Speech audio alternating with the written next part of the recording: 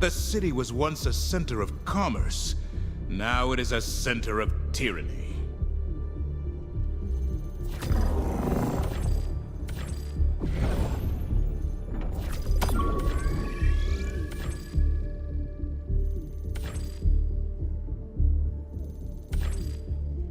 Allied destroyer coordinates received. Mission coordinates locked. Hellpods primed. Engaging orbital thrusters.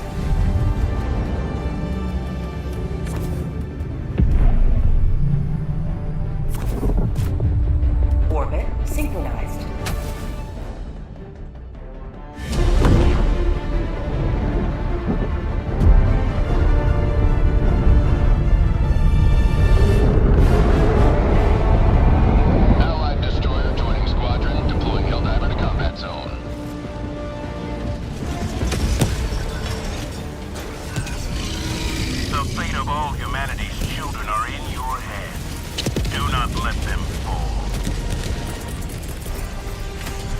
Orbital inbound! Requesting air support! Here comes the cavalry.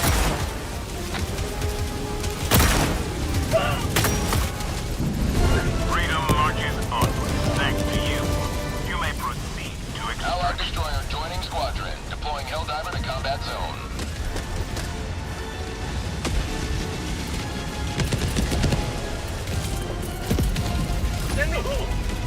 Pelican 1, arriving at coordinates. Pelican 1, maintaining altitude until Helldivers are within the extraction zone. Eagle 1 leaving combat zone to resupply.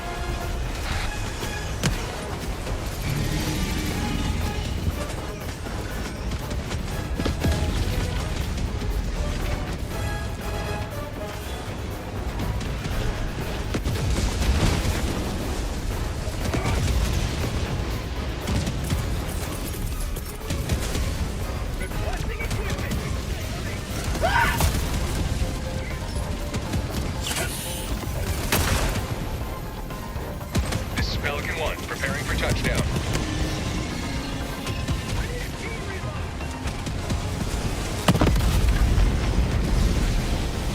Requesting advanced weaponry! Marking extraction point.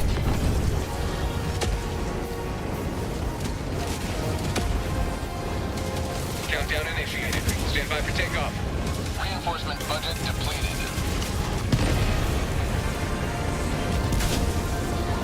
Extraction complete. Pelican 1 beginning ascent.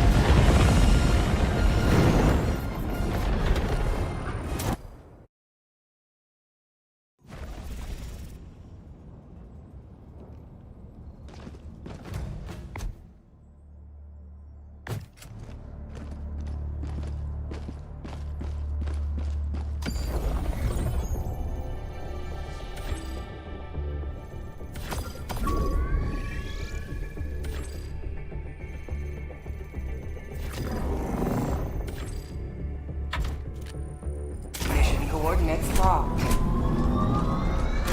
Hellpods prime. Engaging orbital thrusters.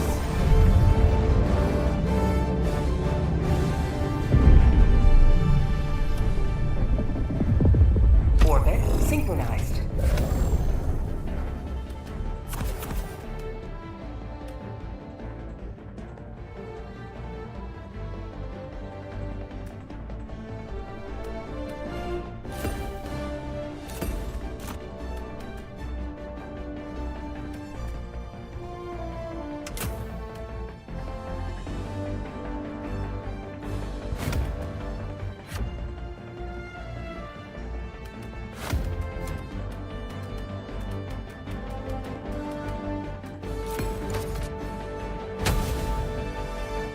Launch initiated.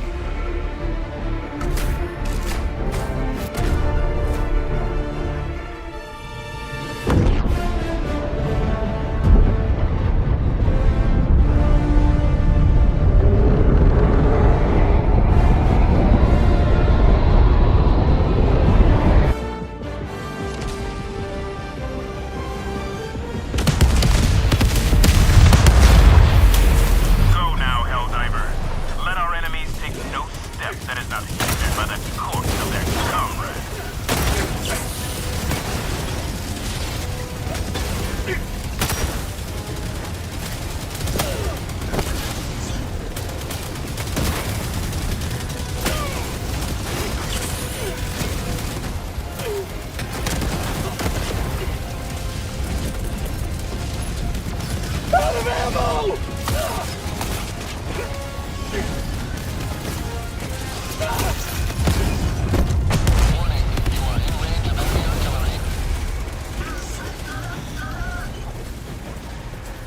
Request approved. Deploying reinforcements.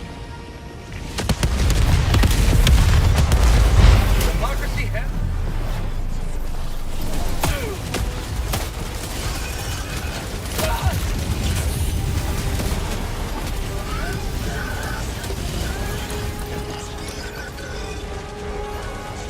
Dropping a pin.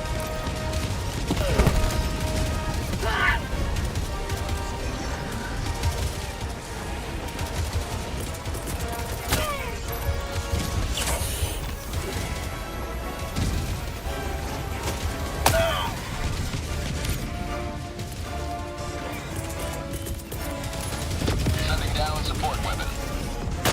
Warning, you are in range of enemy artillery. I need stim!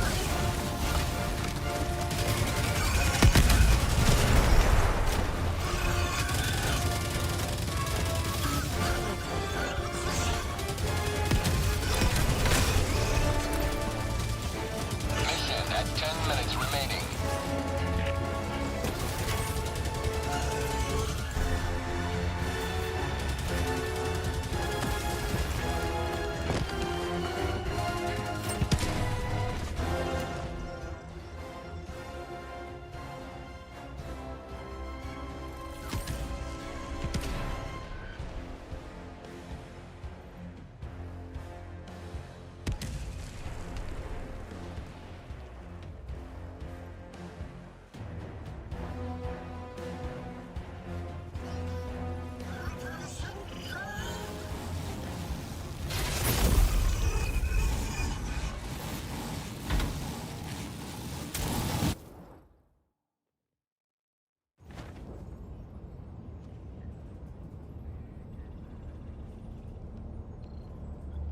Okay, you might be able to hear me now. Hello? Can you hear me now? I've been talking this entire time. This entire time I've been talking to you guys. And no one could hear me. No wonder people were like showing up and leaving. Oh my god. I was answering your guys' question. Oh, I feel like an idiot. I had the audio tracks. One of the audio tracks was muted by accident from where I was doing a recording earlier. Oh my god. Oh. How long have I been streaming for? Like 10 minutes. It's been 10 minutes. My microphone wasn't turned on. Oh god. Okay, so the stream is audio track 1, the gameplay is audio track 2, microphone's audio track 3. 1, 2, and 3.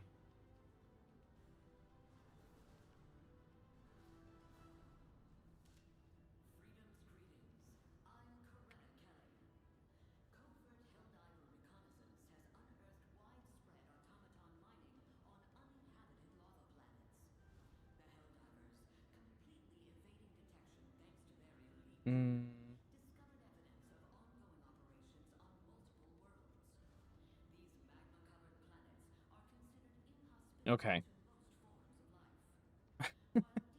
Okay. God.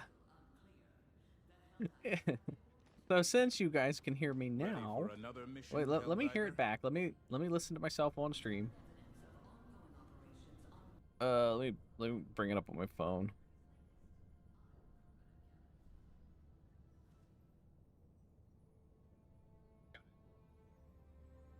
Try watch an ad for myself. Okay, so... Okay, it's fixed. I can hear myself now. Good. The freedom of the galaxy remains in jeopardy. Let us join So, the fight. what the hell was I saying? Oh, I was explaining the fastest way to level up your weapons and stuff in Helldivers. You basically just want to like lobby hop, and if you can't lobby hop, you can start up a blitz mission, and you can do it pretty quickly against the Illuminate if you're trying to farm XP. Illuminate blitz missions are a good fast way to do it. But if you have a good planet against the automatons, you can go in and complete an entire automaton mission in like 2 minutes. So that's what I'm going to attempt to do, is just some speed run a little bit to get some fast XP. Engaging orbital thrusters.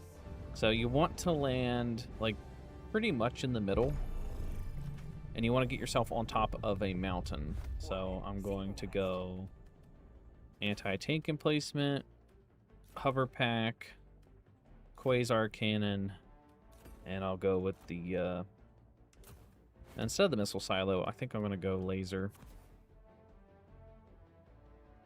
And that should do it.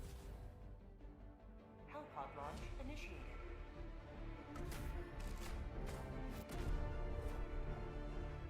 Swanee, where's Gabby? I have no idea. Last time I talked to Gabby, I think she started up a business. And she travels from state to state.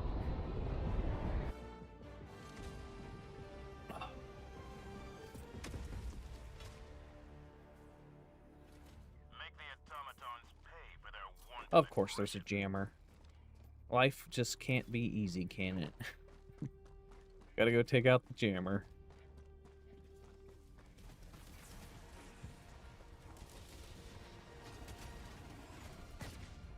But before I realized my microphone was turned off, I went on a whole rant because I answered one of your guys' questions. I was talking about the ups and downs of Helldivers over the years, because it's going to be 2 years old. In February, the game turns 2. And I've been basically covering Helldivers as a full-time job for 2 years. And, you know, I still cover other games whenever they come out. When, like, a new game comes out and I'm interested in it, I'll still cover it on the channel if I have the time. But for the most part, I've just been making Helldivers videos, so... It's crazy to think that this has been my job for 2 years. But I think the game has come a long way. Like, Helldivers is known for having the moments of, like, we're so back and it's so over. But the game wouldn't be where it is today if we didn't have those it's so over moments.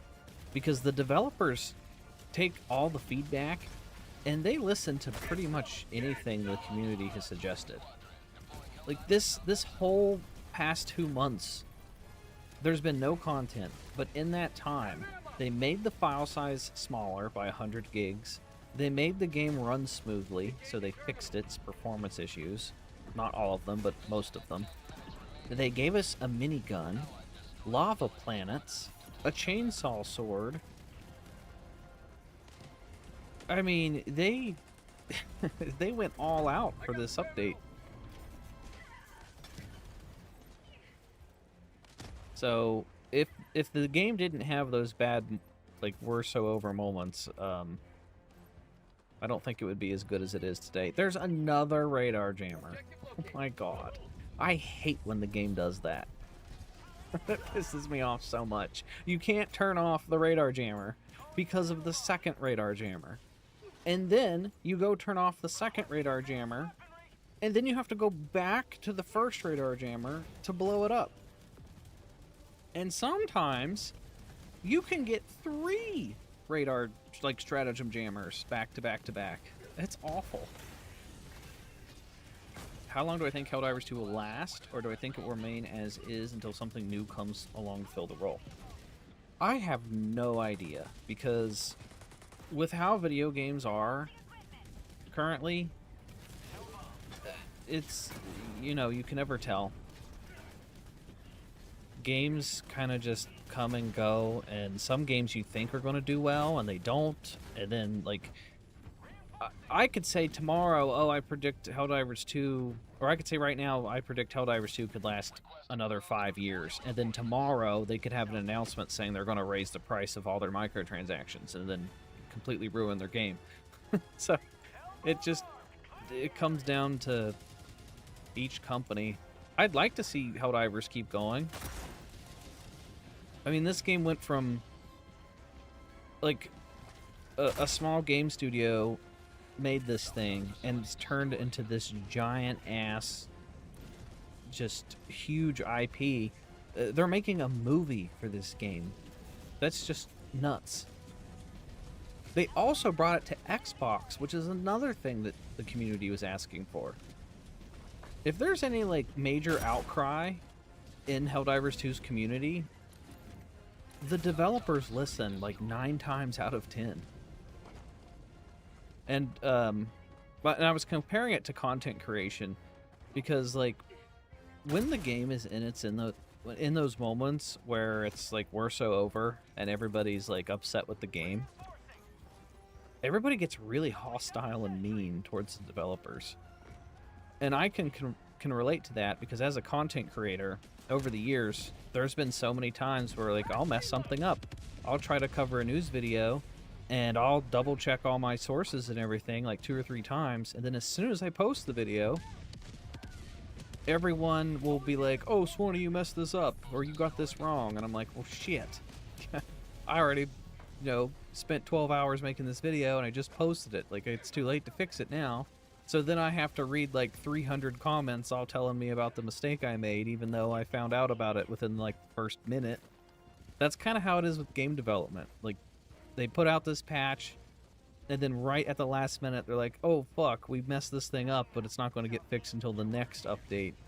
Then they have to sit and take all that heat from the community for like a month until they can get the fix out, even though they know that there's an issue. Like, I couldn't tell you how many times over the years I've had like a spelling mistake in my thumbnail or title.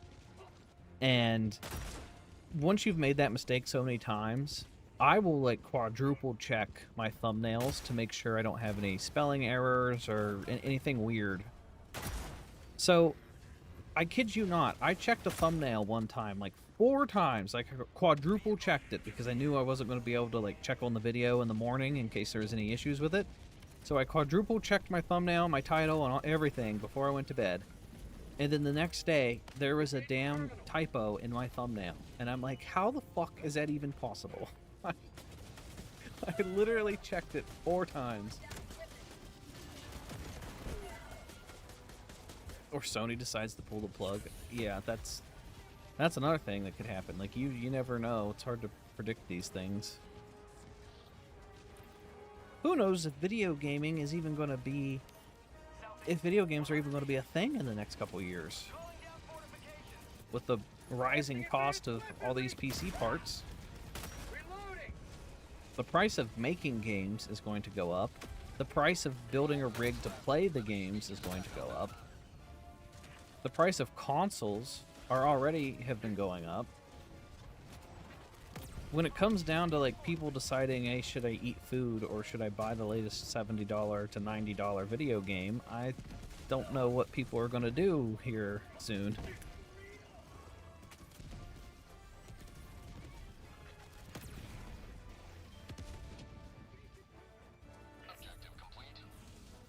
Because as a content creator, I look at analytics and stuff, right? That's my job. I have to look at trends. I have to look at not only my videos, but other channels that do similar stuff to me or make similar content as I do. And over this past year, well, kind of ever since they raised the price of video games to $70, and it's gotten worse over this past year, I've noticed that views on a lot of games have just dipped in general. And a lot, not just on my channel, but on other channels that cover gaming news and they switch from game to game. Views have gone down because I feel like people aren't buying as many video games. And because people aren't buying as many video games because they're $70 a pop, like, you know, you're not going to get as many views of people watching said video games. So, I think the fact that Helldivers exists the way that it does, keeps pumping out content, and has microtransactions that you can earn in-game is a miracle. That's like... It doesn't happen anymore.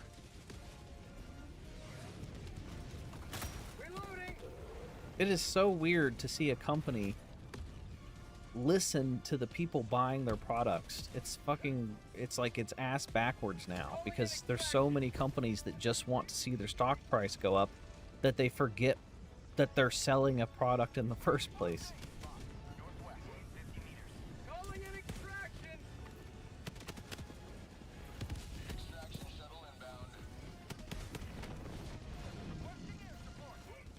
I saw, there's a good comparison of, at Thanksgiving, I was talking to my family about the cost of appliances. So, like, microwaves, refrigerators, dishwashers, all that stuff has gone up over the years, but the quality has gone down because now they sell them with parts that they know are going to break. Because if your refrigerator lasts 20 years, then you're not going to need to buy a new refrigerator. But if they sell a cheaply made refrigerator, well, then you're more than likely going to buy a new refrigerator at some point. That's kind of how it feels in gaming. Is a lot of video games have just, you know, they sell you, they strip everything they can out of it to save as much money as they can, and then push out an unfinished, broken product at launch, and then try to fix it later.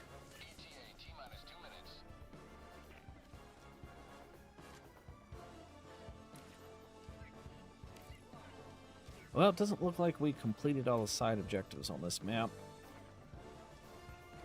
Which means we'll get less XP. I could try to go over there. I don't think it's worth hiking across the map for a minute left, though. Might be able to get into that mega base. The fortress. Prime examples, the iPhones that last 2 years. Exactly. They know that people don't buy iPhones very often. I make my iPhone last me as long as possible. I think I've only had like 4 iPhones my whole life. And that's because one of them broke when I dropped it in college, so I had to get a new one. So I probably realistically would have only had like 3. Because I don't need the upgrades that they advertise every year. They'll be like, oh, we made your camera have better 4K quality than it did last time. And it's like, I don't ever use my camera that much to begin with, for one. And like, once they started adding a ton of space into these phones, like tons and tons of gigabytes, I don't need that much space, so when they're trying to sell me more space, that's not really a selling point anymore. Now everything's pushing AI. How long does it take me to max out my weapons? If I'm sitting down and I'm trying to do it in one setting, depending on if anything interrupts me or not, I don't know, 4 or 5 hours per weapon, maybe? There's a lot of factors that come into play, though. Alright, I'm just gonna leave. Oh, the shuttle's leaving in 16 seconds.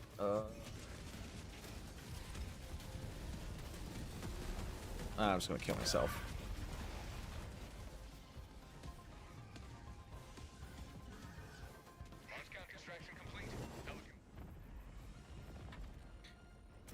You gotta make sure to always leave, because you still get XP after the match is over. The real grind is once you hit level 20. Because once you hit level 20, it really slows down the progress.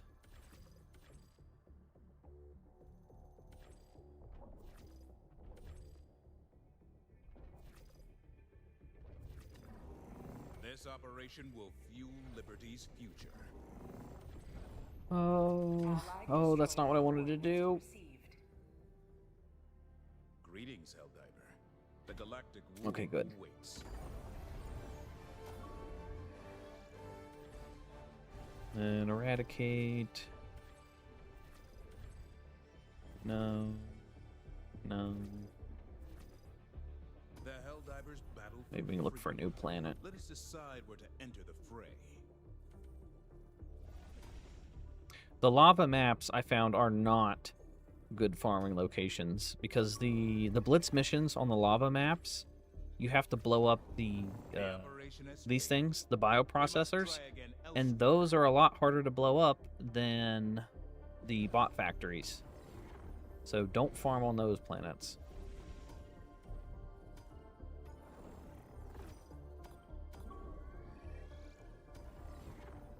Gotta find a semi-populated planet.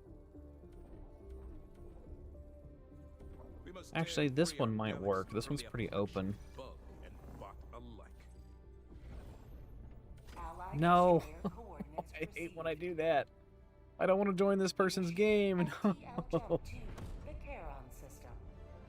Oh, god dang it.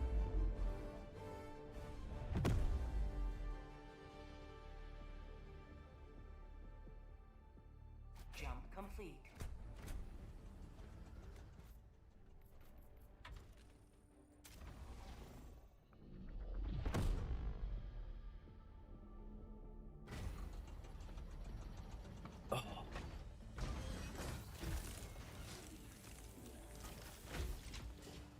I think there's also a big, there's an overlap between this game and, like, Arc Raiders.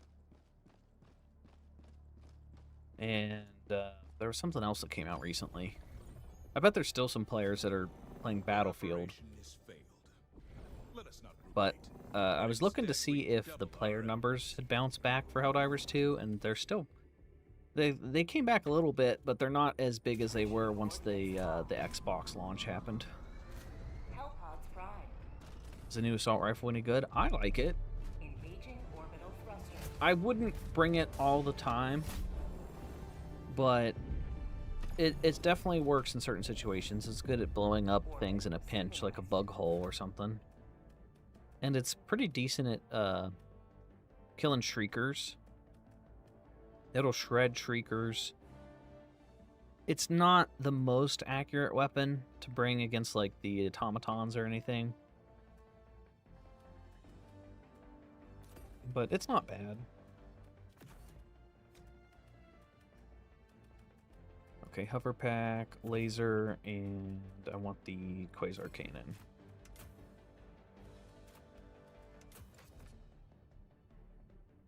Okay. Hellpod launch initiated. There are 5 people playing Black Ops 7. EB3 Highlights is here. I'm glad Black Ops didn't do well this year. Brings me joy. I've been rooting for the downfall of Call of Duty for years.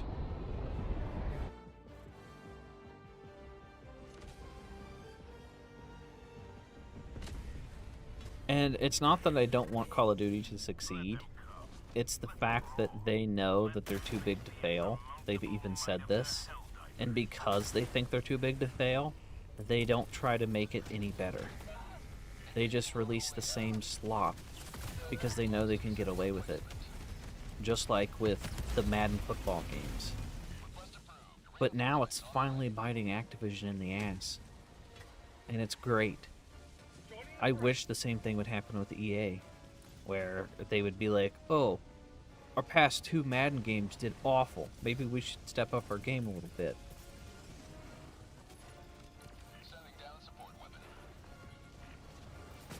I'm going to throw an SOS beacon, that way people can join.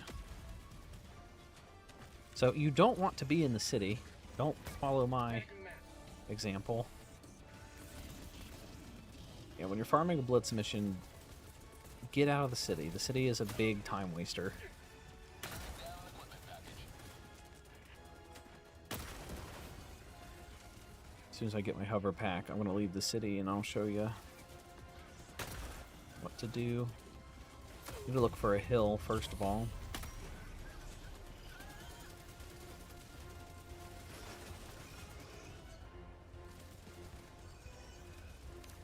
I also need to turn that on. Yeah, let's go to that LiDAR station. Turn that on real quick.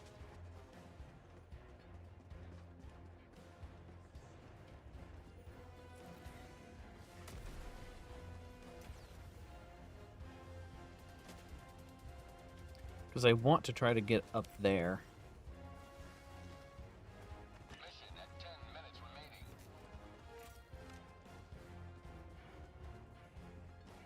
remaining. This map doesn't really have hills. It's got mountains, but it doesn't have hills. You want a big incline so you can put the anti-tank emplacement on it. Maybe I can see it from the LiDAR station over here, but we'll see.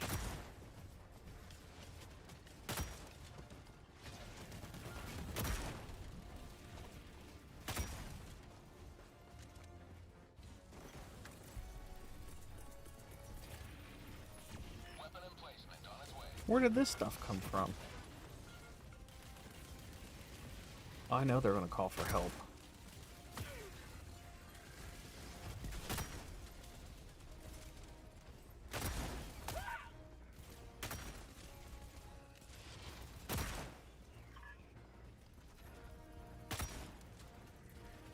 I think I killed him.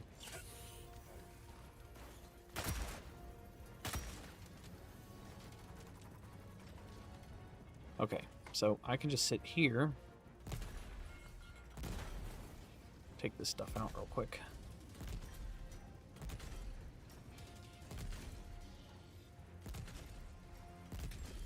All that stuff doesn't want to die.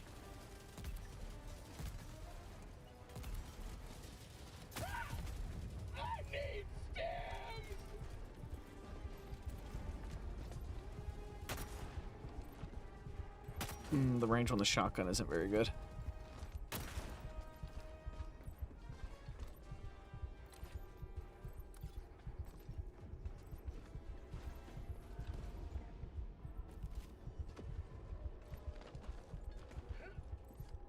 Yeah, the FIFA games are pretty bad too. I've seen a lot of people complain about the FIFA games.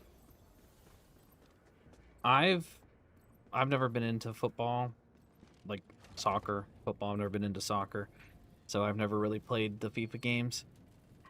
But I do know the Maddens are awful. The Maddens are just so lazy. And that's what they want to do with Battlefield. They want to pump out yearly Battlefields. So that's going to bite them in the butt. I know their Battle Royale that they work so hard on, nobody plays it. Go look up how many people are watching RedSec on Twitch right now. It's like no one. You know why? Because the only people that wanted a Battle Royale Battlefield game are the streamers that they paid to promote it. Because they're stupid. They pay like Tim the Tat Man and those fucks to be like, hey, promote our new Battlefield game. And then they cater to those type of people, like the streamers. And they make a game designed for streaming. But Battle Royales have been old news for like a couple years now. Nobody cares about a Battle Royale anymore. They've been done into the dirt.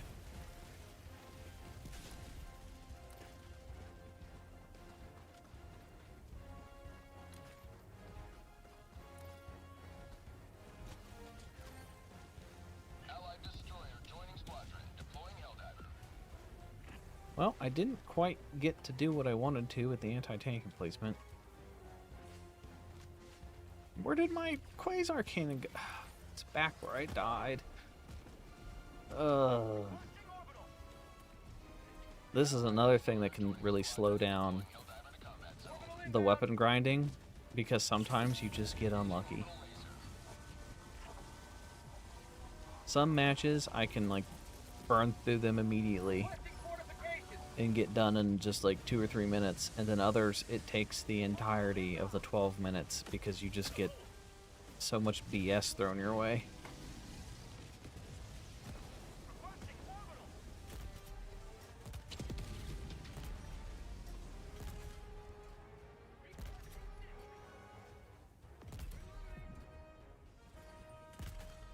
Try to take out as many cannons as I can.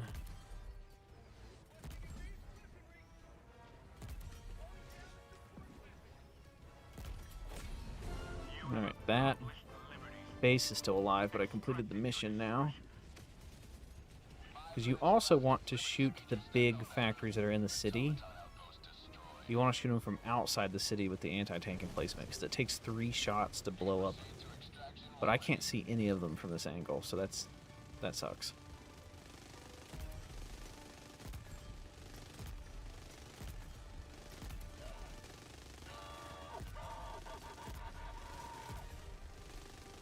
Okay, that factory strider refuses to die. Jeez.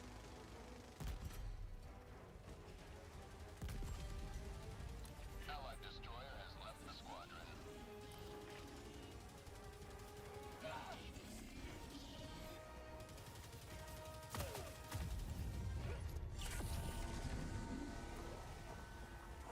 Okay, there's 4 minutes left. You want to try to get as many of the side objectives done as possible, too. I know some players, when they're trying to farm, they will literally come in, they will do the bare minimum, which is just blow up enough bot factories, and then they head straight to extraction, or they just kill themselves so that the mission is over. Because if you kill yourself after completing the main objective, you still get credit, and you still get the XP for completing the main objective. But and they claim it's faster to do it that way. It might be, maybe, but if you can effectively go through and blow up all the stuff throughout the map and extract in a reasonable time, you get way more XP than if you just did the bare minimum and killed yourself and started over.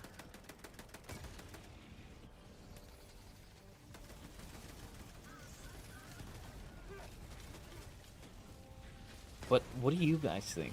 Let's circle clear back to the original question of how long do you guys think Helldivers 2 will last?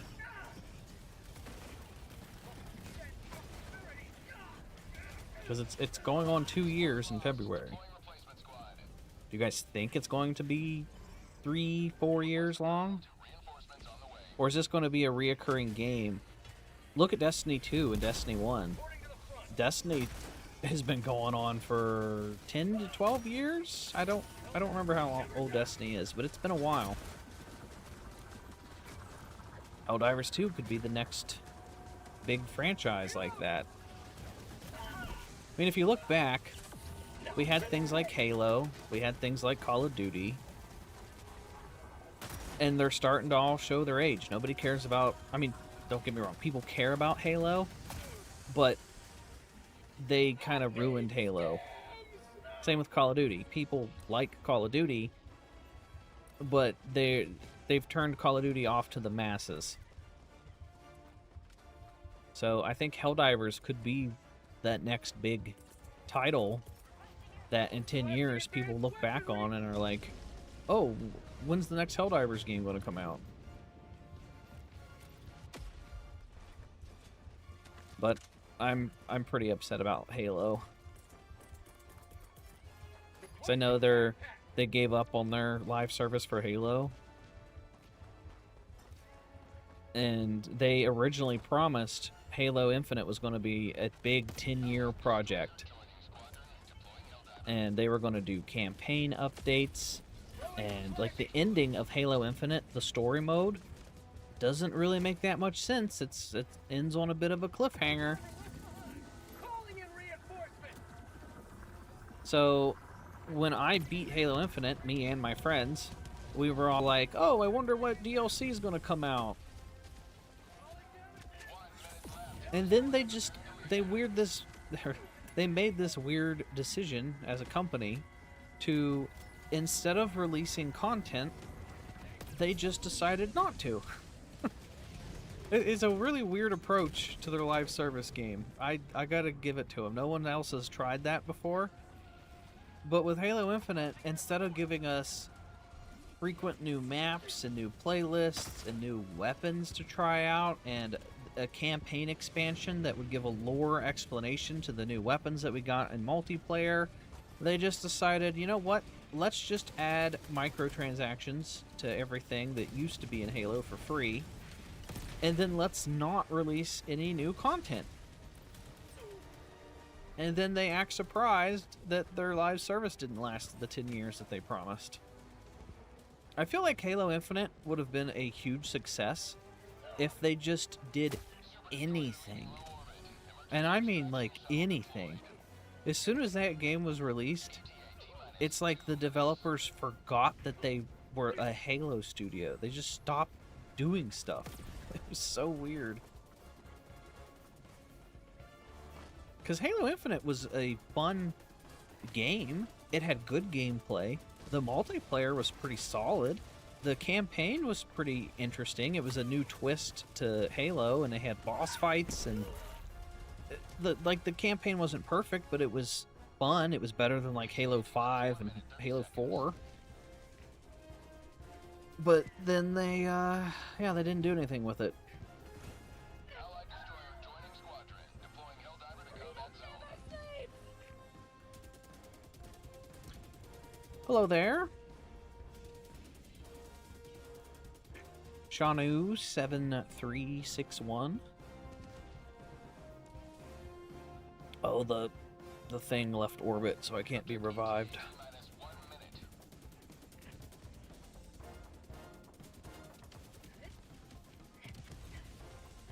minute. You joined the stream right as I'm ranting about Halo and all kinds of stuff. Oh, that reminds me. Before I started the stream, I saw this tweet or post or whatever you call it now that it's on X or Twitter. So we're at the stage now where they're trying to incorporate AI into TV shows as commercials. Like, look it up. So basically, they're trying to put AI ads inside of your TV show. And then the example they showed was from, like, Joey from Friends was in the middle of a conversation with Phoebe around the, like, dinner table. And suddenly Joey, in this TV show made in the early 2000s, pulls out a pair of, like, Beats headphones and puts them on in the middle of the episode of Friends. And I was, it just was, it pulled me right out of the show. I was like, this is so weird. Seeing Joey in Friends pull out a pair of Beats headphones mid-episode just to promote Beats headphones. Oh, it was gross. It was gross. If we're to that point where they're going to just incorporate fake ads into old TV shows like that, it's going to feel weird. I will just stop watching TV. Death to most live service games is the management thinking they can make twice as much content twice as quickly, and then realizing they can't make content fast enough. That is also true, which is another reason Helldivers 2 is a miracle. Not only have they had a live service that has been successful, but look at how much content they have put into Helldivers 2. Look at all these guns. All these primary weapons. Not only did they add all these primary weapons, but they added the attachment system and the level up system for every weapon in the game. And when the game first released, there was only a handful of these. There was the Diligence and the Diligence Counter Sniper. Those were the only marksman rifles. There was only 1, 2... There was only like 2 assault rifles, 3. Liberator Concussive. they've added so much, and they've added so many stratagems, so many mission types, so many planet biomes, secondary weapons, grenades. This game pumps out a lot of content fairly quickly. They were on pace. Well, now that they're, you know, they fixed the game, they got it in a better state. They do a Warbond every single month. That is crazy.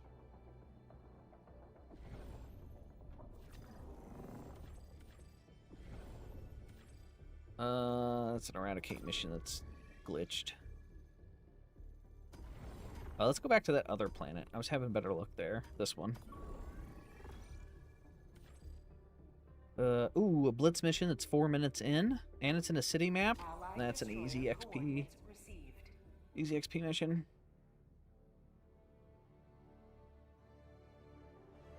Initiating FTL jump to the Coapesa system.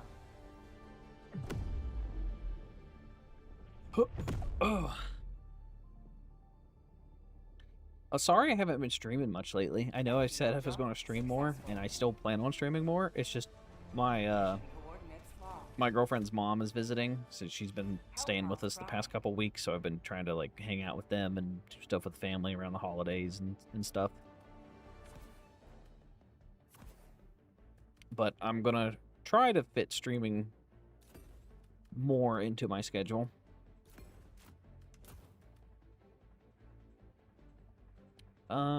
I want to go with this thing, missile silo.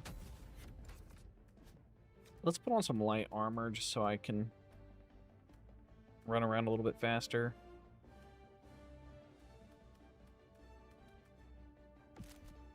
I'm still holding out hope for a primary like armor set that lets you use 2 primary weapons. I don't know why I said primary armor set. Like just a new Warbond that gives us an armor set where the armor passive is you can use 2 primary weapons. Because then I would bring something like the Eruptor and pair it with an assault rifle, or a marksman rifle and pair it with an SMG. You could have some really cool combinations with an armor set like that. Allied destroyer joining squadron, deploying Helldiver. It would be weird to manage the ammo, though. They'd probably make you share ammo between the 2 weapons, which would make it kind of poopy.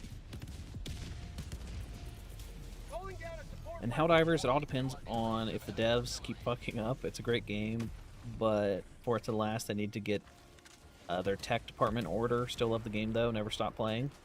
Yeah. I mean, all we can do is take their word on it. They said that they've got the game in a better state, and they're going to work on that going forward.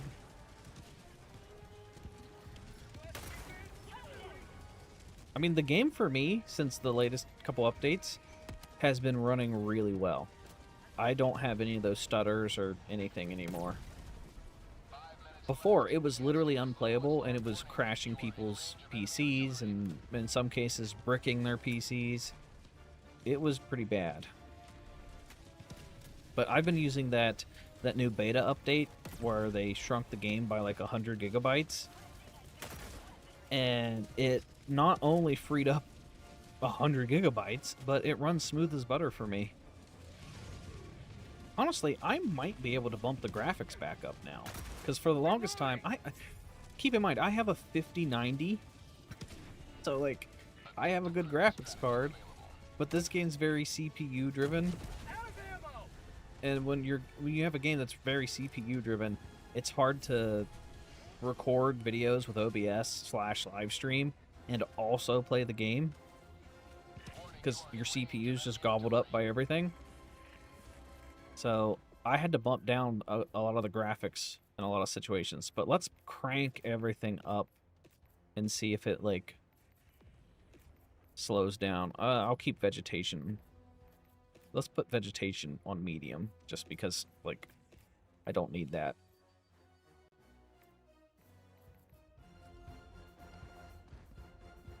Oh my god, I think it made it foggier.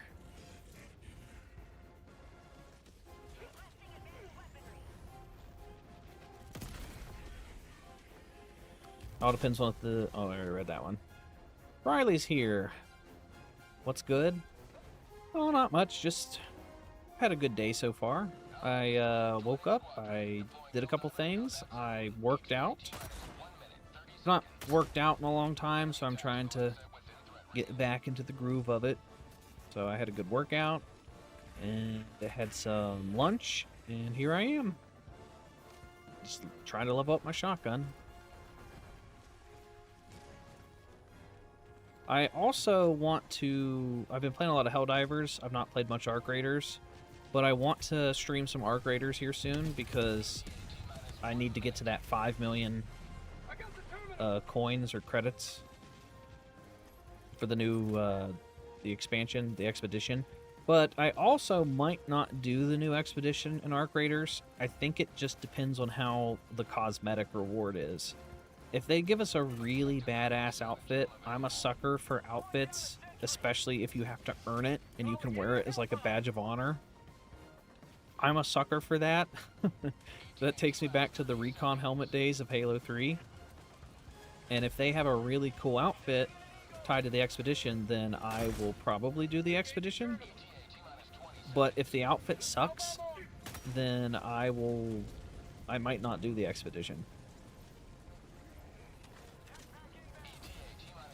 And I've seen some streamers and stuff that are going all out for the new expedition in Arc Raiders, and they have like 20 plus blueprints that they're trying to farm, and they have stored, and then they're going to give them to their friend, and then their friends are going to try to hold on to the blueprints for their streamer buddy, and then at the launch of the new expedition they're going to give each other the blueprints back.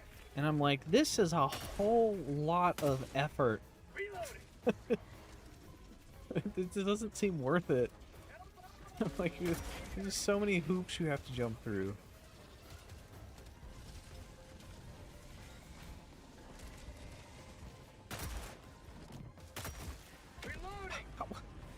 Where'd you live? Oh, there we go. It is very satisfying when you like blow an enemy away with this shotgun.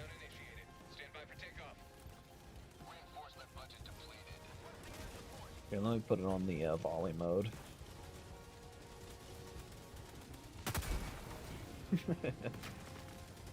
So this shotgun will just... Boop, that's a dead scout strider. Oh shit, I didn't realize we called in the shuttle. Well, I guess they were in a hurry to leave.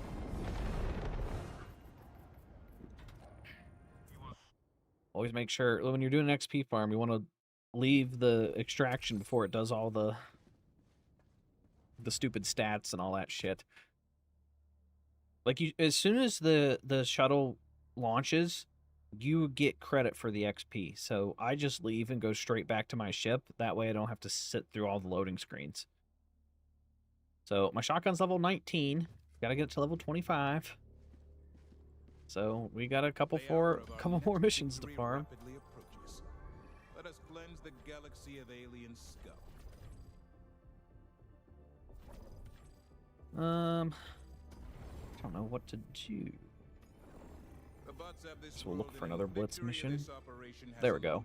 But that one's in the city. Let's try to find one not in a city.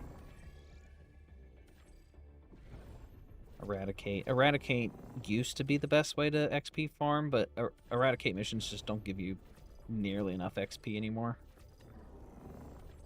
The only time I'll do an eradicate mission is if I see someone else is hosting it and they're like 10 minutes in to the 12-minute mission.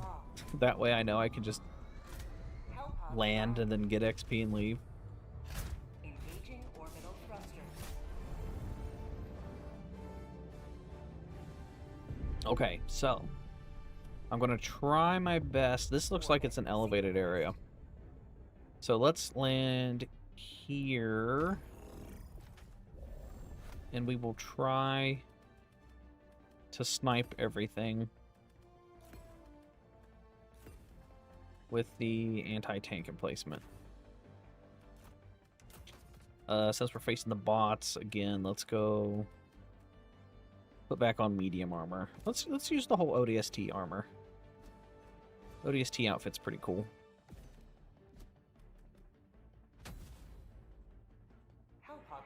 How's the weapon farming going? Okay right now. It's going by faster now that I'm streaming it, to be honest. Let me tell you though, because on my channel I have those testing videos of where I leveled up the weapons, and I got those out pretty quickly as soon as they released the weapon XP system. That was awful. Me sitting there trying to grind out all of those, that was a bit of a drag. I watched so many episodes of Naruto, and what else was I watching? I was watching Marvel movies. Deploying support weapon. Weapon emplacement on its way. Yeah, I would literally just watch movies on my second monitor as I was trying to farm all the weapons. Okay, so this is the ideal situation when you're weapon farming. Just do these automaton missions. 2, 3, 1, 2, 3. Whoa, did they change that? Okay, 4, 4. It used to be 3 guaranteed. That one's dead. Okay, see, I took out the entire city without even entering the city. So when you go into the cities, it's just a complete waste of time. So avoid going into the cities when you're XP farming against the automatons. So now I can pop that. Let me get my Quasar Cannon. Quasar Cannon will one-shot bot factories.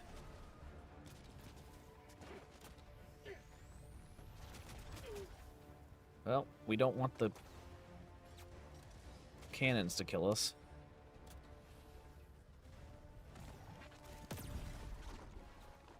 Well, if you hit the bot factory, we call in the SOS beacon so other people can join.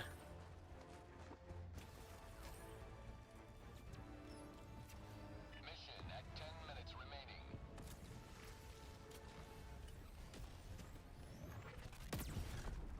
Okay, that one's dead.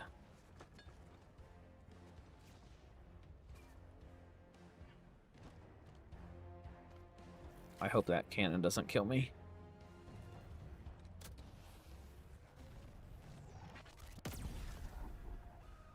That one's dead. There's another bot factory there and there.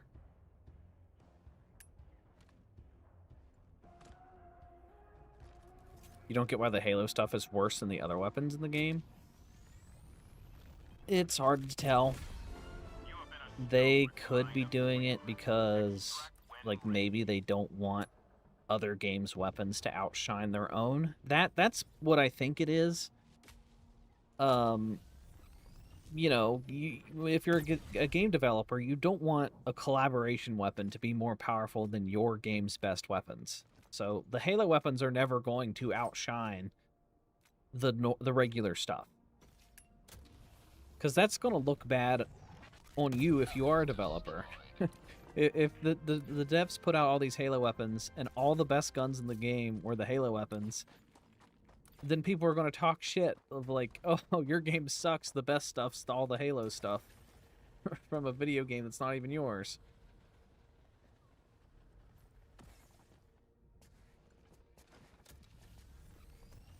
You may proceed to extraction when ready.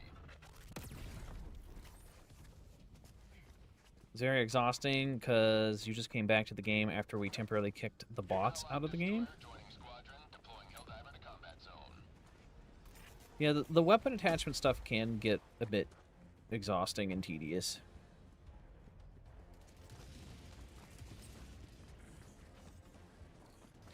I will say, though, after unlocking as many attachments as I have, a lot of the attachments are kind of placebo.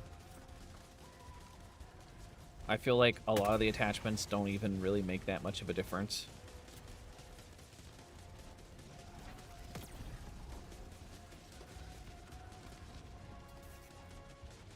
Well, I should probably take out this jammer.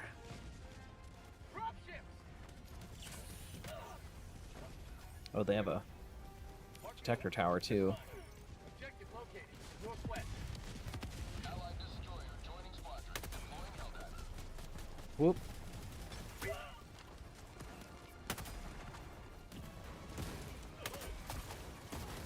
Oh, don't die, don't die. Oh my god. How many Scout Striders are in this area? Jeez.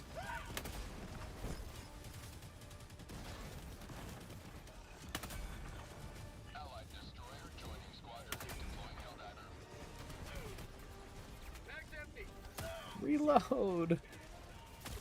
Oh, I hate when that happens. Tell your dude to reload. You think he reloaded, but he didn't reload. Oh, we got the factory strider. Let's hope it doesn't notice me. Oh, they noticed me. What's up? How am I doing? I'm doing good now that you're here, Alex. Hellraiser.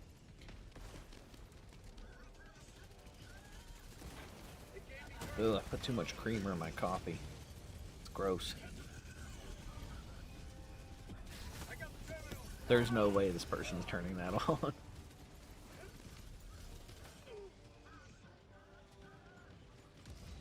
Honestly, I think it'd be faster if they just died. They're using the Constitution rifle. That's a choice. That's interesting. Ready to liberate. Oh my.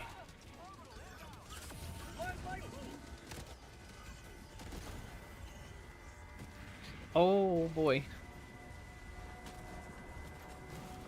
Let's go this way. South. 100 meters. Still 5 minutes left. We do need to take care of the detector tower in that place over there, though. I might be able to get that with my silo.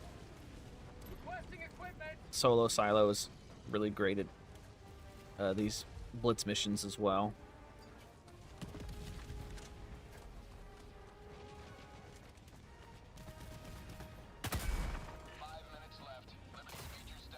Oh, we got a factory strider. Well, that works. Take care of that. I like that this solo silo can one-shot factory striders.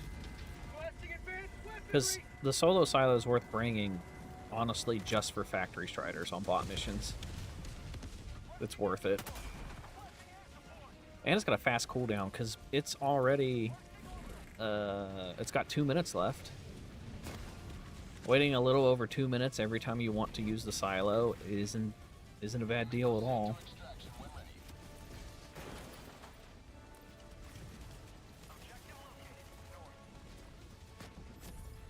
Need a new hover pack.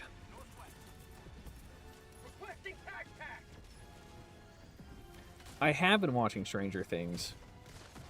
Well, I watched it the night that it came out. I stayed up till 4 in the morning. I was just binging all of it. I'm a little mixed on Stranger Things. If you just sit down and break it down, everything kind of step by step, there's a lot of things that doesn't really make sense about the final season. And there's a lot of added questions that I have. But I'm not going to fully judge the final season until I see every episode. Because some of my complaints in these first 4 episodes could be addressed in the next couple episodes. I think the only reason that a lot of people are hating on it as much as they are is due to the fact that they're breaking it up as the way that they are. Because they give you 4 episodes, then I think they give you 3 episodes, and then they give you the finale on New Year's, and it's supposed to be 2 hours long, and they're going to be playing it in movie theaters. So people that want to pay extra can go watch it in the movies. So in that amount of time, they could answer some of my questions, I suppose. 300 meters. But I will say, one thing I don't like about Stranger Things is how obvious the plot armor is. You know, obviously, in action movies and TV shows, the main character is going to have plot armor. But when you have as many important characters as Stranger Things has, then you can really notice the plot armor. Because it doesn't feel like anyone's ever in danger. Even when they're in a ton of danger and you're like, oh crap, these people are screwed, they're gonna die. They magically don't. And you're just like, well, okay. That was a big complaint I saw with the last season was... I'm not gonna like spoil anything for anyone that hasn't seen it, but in season 4 there wasn't that many impactful deaths with the main cast, so everyone was like, well, why are the stakes so low? They were boring. You hope the last 4 are better. Arrowhead made 1 magma planet available, which was liberated in 2 days, and we had spent the entire weekend liberating the planet to get the other magma planets. Yeah, that's a weird choice. I don't know if they did that on purpose, or if it was just accidental, or... My guess is that they take weekends off, so maybe they had it planned to do that over the weekend, but they underestimated how quickly people were going to liberate the first lava planet. I don't know. But yeah, I would be pissed too if I finally got the weekend off and I wanted to play Helldivers, and then all the lava planets weren't playable after that's what they just advertised.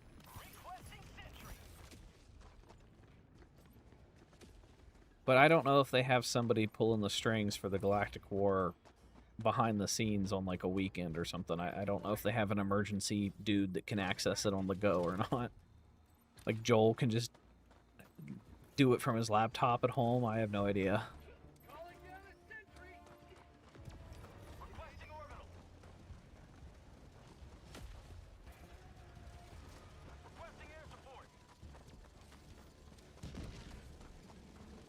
Yeah, I don't want to like say anything specific or spoilery about Stranger Things. It's just, you know, I can only watch these people not die so many times. You can watch the military get slaughtered by these creatures. And then if a main cast member goes up against the same creature, they can get smacked by a hit that would normally cut a soldier in half. And then the main character is just like, oh man, that was... Oh, got a little kink in my neck after that one. I only got launched across the room by this punch that was so unbelievably powerful, it launched my 180-pound body across the room. But I'm okay. I can take it. It's just a scratch. Why mom greater than an entire military? Don't underestimate a drunk mom trying to protect her kid, I guess. But there's a lot of things about the military that didn't make sense to me. I was like, why are these guys so unbelievably stupid? Oh, the stupid rocket entry killed me. Right as the time expires. That's bad luck.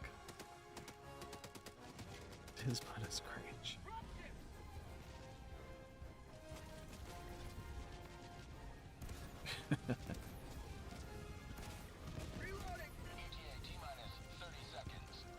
I don't know. My prediction, though, is I think obviously there's going to be some death. Somebody has to die.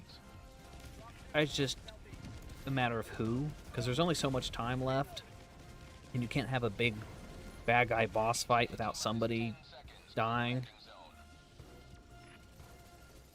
It's just, are they going to go the very predictable route or not? Because I think Hopper would be the one to go, but that's what they were teasing. But then they always tease that, so I feel like it's too predictable. So I don't know, but I'm excited for it. I also want to watch the new It show, the Welcome to Derry or whatever. I've heard good things about that, and I think it is interesting, but I've not had time to watch it. I started watching that new Diddy documentary, but I've only got like, I don't know. I'm almost done with the first episode.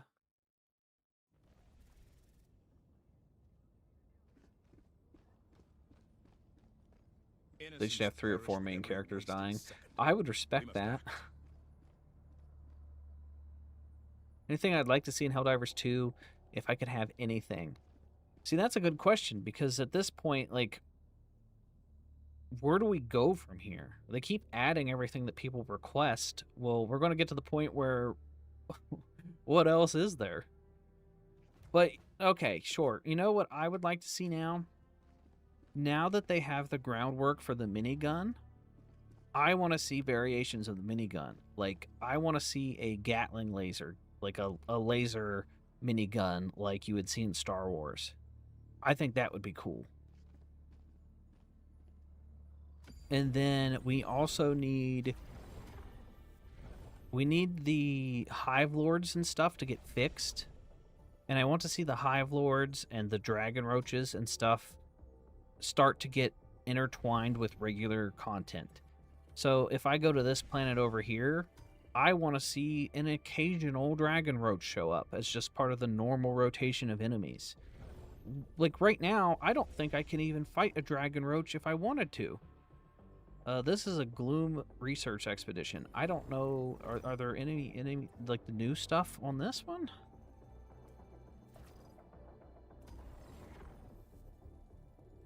But I don't think we can go into the Gloom right now, or the cave missions, but maybe they turn those off so that they could try to fix them.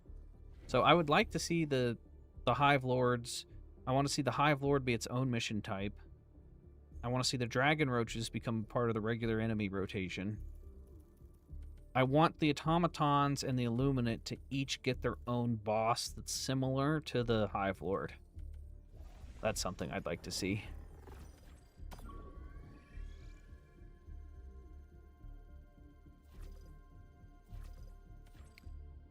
This match just started. I think a minigun or at least a variant should be free. I don't know. You can tell that they've switched up how they release content in this game, because we used to get Warbonds and stuff all the time intertwined with the story. But now they're saving all those stratagems and stuff for the Warbonds, which kind of takes away from the story. Because in year 1, I was really invested in Helldivers' story. It felt like every major order mattered.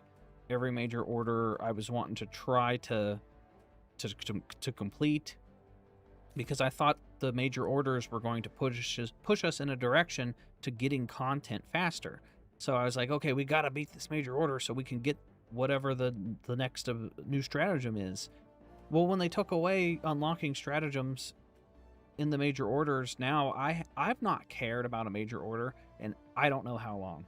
So I stopped making videos about quote-unquote news, because I don't give a shit unless it's new content. I do not care if the major order says go to this planet and liberate it for the millionth time against the Terminids. I don't care. But if they had major orders where it's like, if we liberate this planet and then we go take the next 2 planets, you will get a special cape. Then I'll be like, hot damn, I want that cape. I will do the major order. So just right now, there's no incentives to care about the major order, and it's been that way for a while.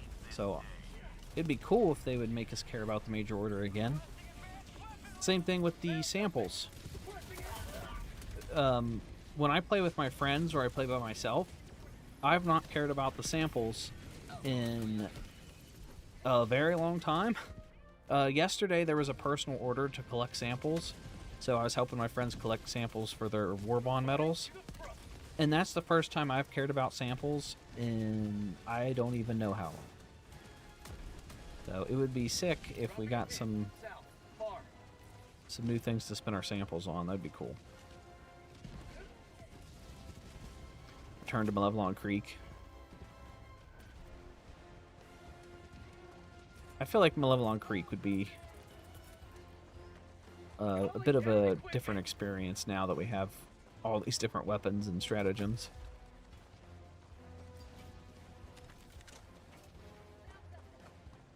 It's been months since you've needed samples. Well, it's been like a year since I've needed any samples. Which is an entire aspect of the game that people don't care about anymore. that kind of adds to the fun of it, is collecting the samples and being like, oh shit, I gotta make sure I extract with the samples. I not only have to find the samples, but I have to get them to extraction and safely leave. And that kind of makes it fun. That adds part of the... It adds a little bit of the extraction shooter DNA into it, or the looter shooter DNA. Is like, I have to escape these samples so I can upgrade my stuff.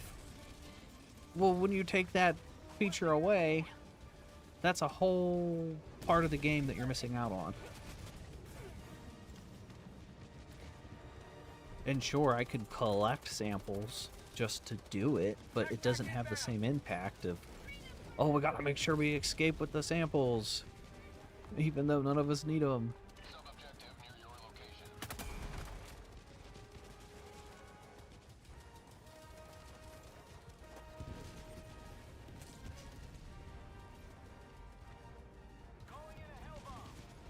But I think most casual players at this point are probably going to be catching up to the point where they don't need samples. I know a lot of Xbox players still probably need samples too, though.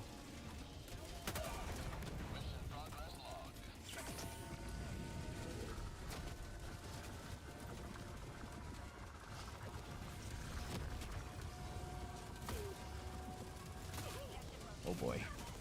This is a bad spot to be in. There's 2 more factories over there? Jeesh. What? There's so many gunships.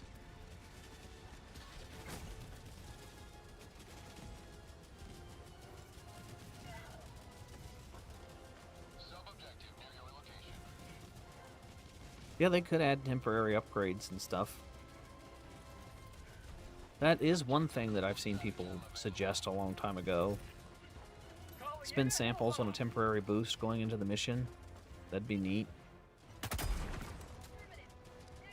You can pay for map modifiers or mission modifiers. Like, you spend a certain amount of samples and you can, like, I don't know, going into the match you get 1 free refresh of your stratagems. So if you called in like an airstrike, you could just instantly refresh it and do it again or something.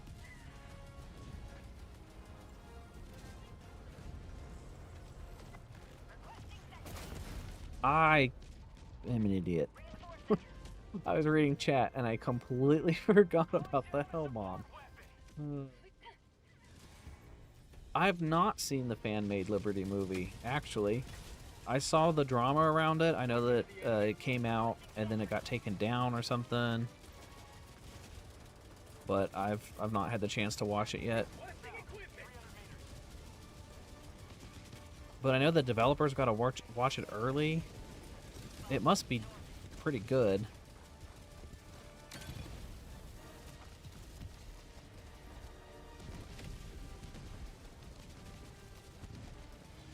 The higher the difficulty, the better the buffs. Yeah, they could do it that way. See, the problem I had originally when they launched the Democracy Space Station was I had this FOMO problem where I didn't want to donate to the DSS because if they ever released new ship modules, I wanted to unlock the new ship modules. I didn't want to have all my samples donated to the DSS and then I'd have to go farming all these samples. That'd take forever. So I've just been sitting on my samples this entire time thinking, oh, I can't donate to the DSS because, you know, they're going to release ship upgrades any day now. And that was over a year ago. So what started off as just me wanting to hoard them, you know, to have them in case I needed them, it has just turned into, slowly over time, I just don't care anymore.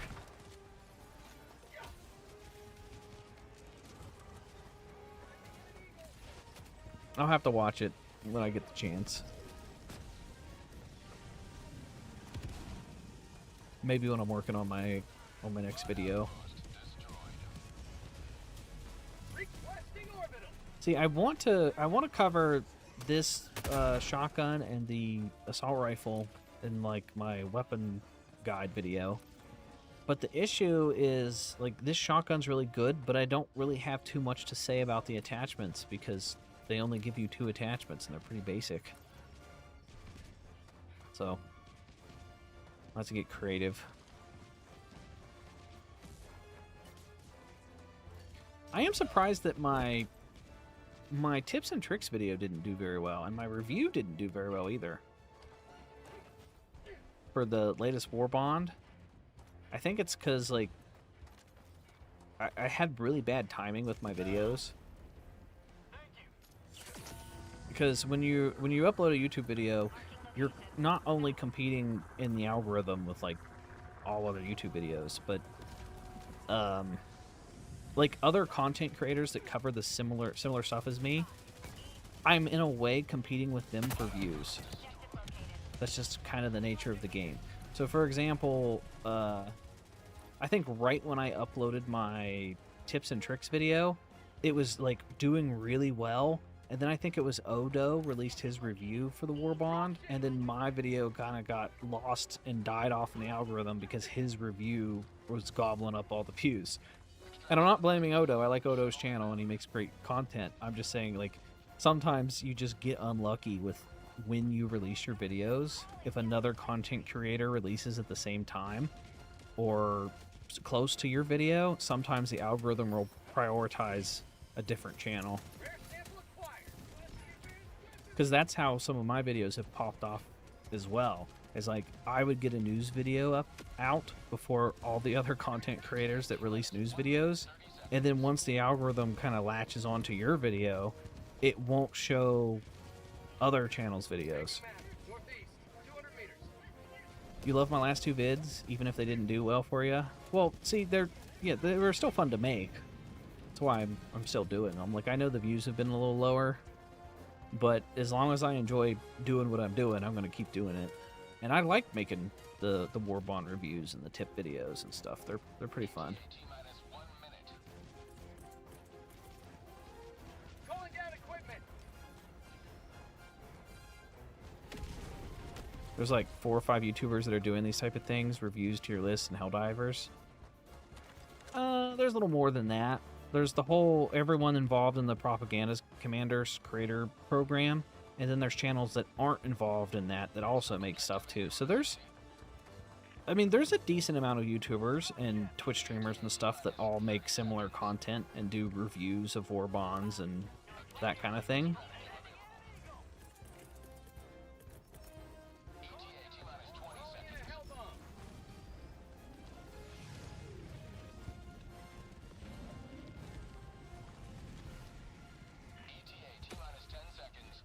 We can try to arm this, blow this up. Oh, can we extract? There's one more.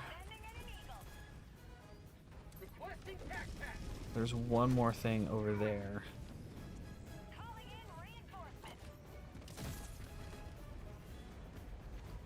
Yeah, we didn't get that final base because this ship is about to leave in 20 seconds.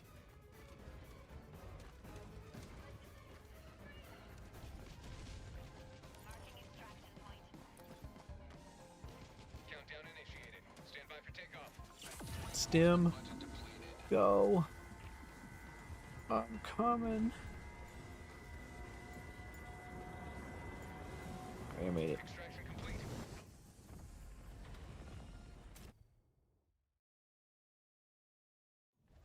At least I'm not a TK. Wait. Yeah, but at least you are not a TK a-hole. What's a TK a-hole? The hour of our next victory rapidly Did I ever, or did I see this Twitch Streamer Awards? Seems like a lot of VTuber circles are up in arms. I saw the drama about the Twitch Streamer Awards. I don't give a rat's ass about the Twitch Awards. Any award show. It's not just Twitch Awards, it's movie awards or any of that stuff. I feel like they're all rigged. Because it's just like a ratings thing. You can kind of spot who's going to win like a mile away. It's like who's going to cause the biggest ratings. That's who's going to win. Or who's going to cause the biggest uproar. But I did see the drama about the burnt peanut or whatever. I've never heard of burnt peanut until the drama around Burnt Peanut. Hell pods Because apparently Burnt Peanut won Best VTuber, and the VTubers are upset because he's not a VTuber. But I don't know what a VTuber even is. I thought a VTuber was just if you had your little like avatar on screen while you were playing instead of yourself. So I thought like literally like any of those things were VTubers. Like if I just had a little cartoon on the screen, kind of like the Helldiver channel, the Irvin guy, he's got like a VTuber, like he's got his little Helldiver model. I thought like literally anything could be a VTuber. Any of those like fake people was a VTuber. So I thought Burnt Peanut would be a VTuber. But anyway, people were upset that the Burnt Peanut won.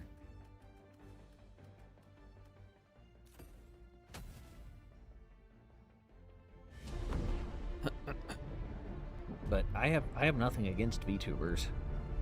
I thought about doing it myself. I was like, that sounds great. They got it easy being a VTuber. You don't have to do half the shit that, like having a regular webcam.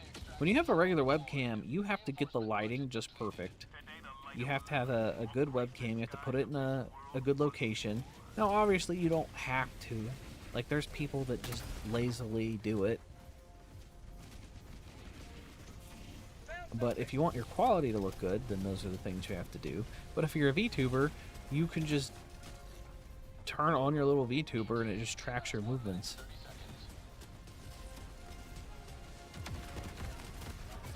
But you either need to make your own model or pay a poop ton of money to get a model, like if you want the model to be very good. But as you can tell with Burnt Peanut, I think it's literally just a a Burnt Peanut model with eyeballs. ETA T-minus 1 minute.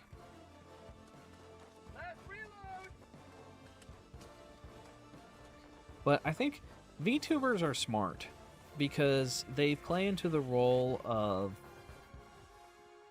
there's like mystery to it. So, for example, when I was a kid and I would listen to radio stations, I kind of, like, every morning I would listen to the radio before I went to school. Mainly to listen to, like, school delays and stuff when it snowed. So I kind of got used to the morning radio stations and the news anchors, the hosts, the DJs, whatever you call them. But I didn't know what they looked like. I would just go off of their voice, and I would kind of envision in my head what I thought that they would look like. But then when I found out what they actually look like, years later, I was like, oh, now I'm disappointed because they don't look like I envisioned. So when you have these VTubers, you don't know what the person behind the VTuber looks like. So you kind of just envision whatever you think they look like behind the screen. You just kind of make it up in your head. Or you attach the voice to that character model. You don't think of a person behind the scenes. You just think that that voice is tied to that character that they're putting on. So I see the appeal of VTubers. I get why people like watching them and stuff.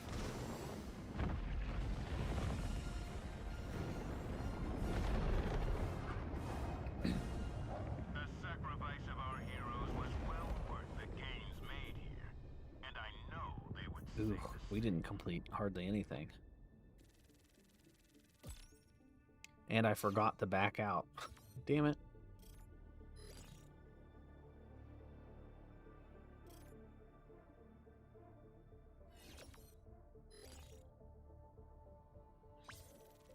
Oh, aren't the Game Awards coming soon?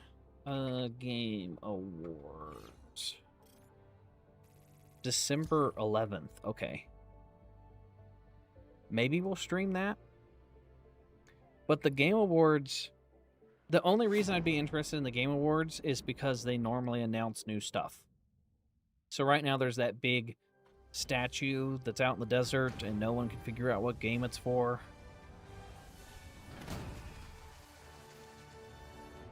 But I think the Game Awards are also kind of rigged. Like, you know, Expedition 33 is going to just sweep. They're going to win in like everything. And I understand that Expedition 33 is a good game, because it is. I've played it. I didn't beat it, but I got probably 3/4 of the way done with it. And it's very impressive, but I don't think it deserves to win everything. I don't even think it deserves Game of the Year. I did like the soundtrack in Expedition 33. Allied destroyer coordinates received. Although, to be fair, there's not very many games that came out this year. But I would probably give it to... I would give it to Kingdom Come Deliverance 2 over Expedition 33. But I'm trying to think of what else came out. Oh, there's also Arc Raiders. Arc Raiders is pretty damn good.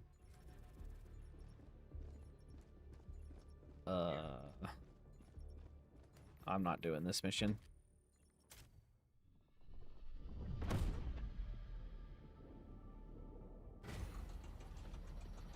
You're there for the trailers.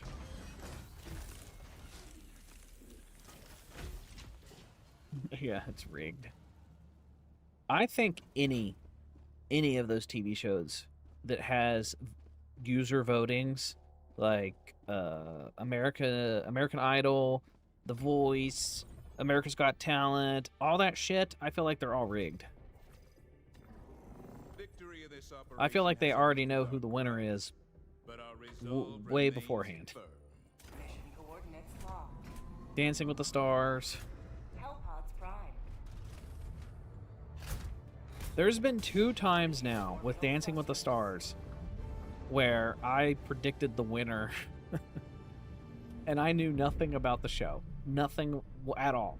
When the one guy, I think is Alfonso, the guy from Fresh Prince of Bel-Air, who's the host now, he did the Carlton dance. I predicted day 1 he was going to win the whole thing because of Carlton, and I was right. Then the latest Dancing with the Stars, the Irvin kid, Steve Irwin's son, I predicted he was going to win, and he won it too, because I was like, oh, what's going to be the best for ratings? Yeah, that. I also used to watch America's Got Talent with my parents. That used to be like the summer show that I would watch. But then once I started predicting the winners pretty easily, I was like, okay, I'm starting to sense a bit of a pattern here. And then all those game shows are pretty predictable too, the Game Awards and all that stuff.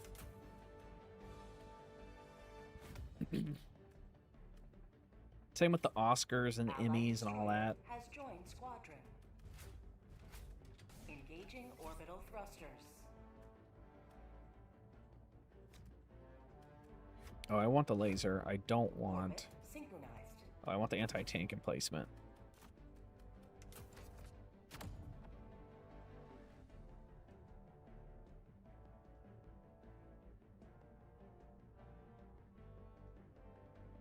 They are under NDA when they shoot the show, so they don't say anything. It's like predicting death battles now, too. Yeah, those death battle YouTube videos, I stopped watching those a long time ago. Because they just try to get people riled up to cause you to be angry so that you go into the comment section and you're like, you're so full of shit, blah, blah, blah, blah, blah. Superman could easily kill Goku, or Goku could easily wipe the floor with Superman. Darth Vader would kick Batman's ass. They literally just do it on purpose to make you angry, so you go to the comment section to engage with their stuff. Engagement bait. That's another reason why I don't try to doom scroll anymore. I avoid anything that will just... Like, I look at Reddit. I know Reddit is not the greatest, but as long as you follow things that you specifically want to see, it's not that bad. But I will avoid Instagram Reels, I avoid TikToks, and I avoid the Twitter For You tab. Because the Twitter For You tab is pretty cancerous. Since I just, like, a couple weeks ago where they showed that other countries are running all these accounts that are trying to make you mad politically, I was like, okay. Like, I already knew before that that was happening, but once you saw the evidence right in front of your face, then you see all these accounts are from other countries, and they're purposefully saying something unbelievably stupid just to get you riled up. It's like, why am I even on social media anymore? It's just designed to make you angry. And all these accounts get paid if you interact with them. So when you comment and you're like, you're so stupid, blah, blah, blah, blah, blah, they're getting paid for you interacting with their tweets. So it's no wonder you have all these accounts from other countries that are getting involved in American politics, trying to get everybody angry, because they're getting paid for it.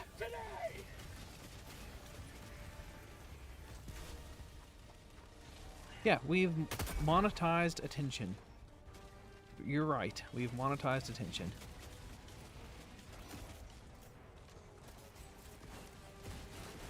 Let me just throw this laser in here. And we gotta go take out that radar jammer, which is kind of close by. Reinforcing. Calling in reinforcements. Calling a resupply quick.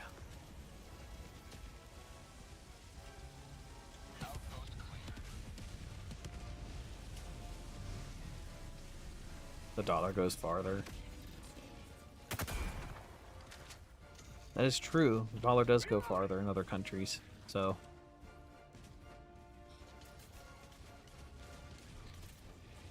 Yeah, it's just crazy.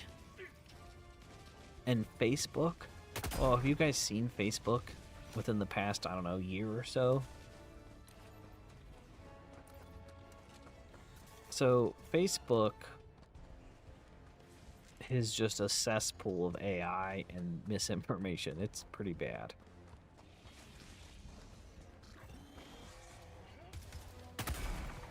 Reloading. I thought I brought this dude back. Did he immediately die? I'm gonna have to go back to where I was to try to spawn this dude in.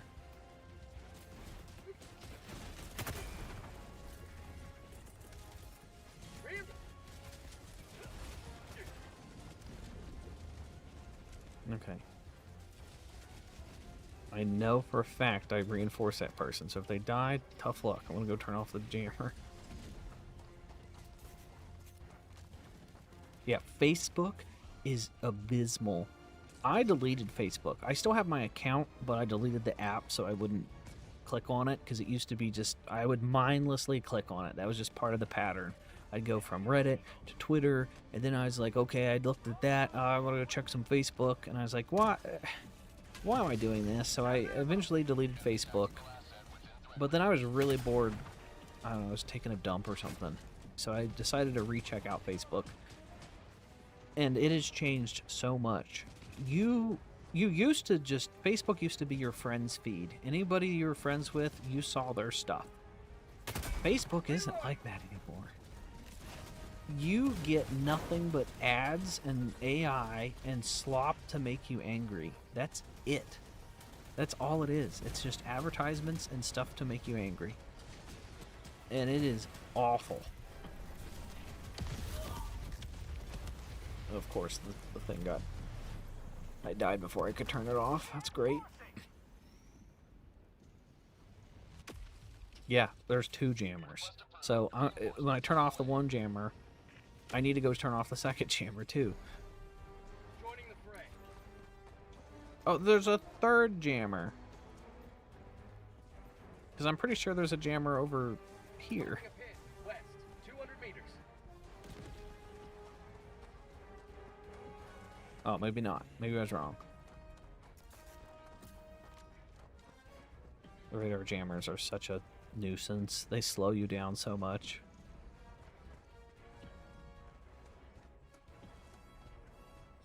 That's why I wish... I'm going to start bringing the portable hell bomb. That's what I'm going to have to do. Because portable hell bomb is great for these stupid stratagem jammers.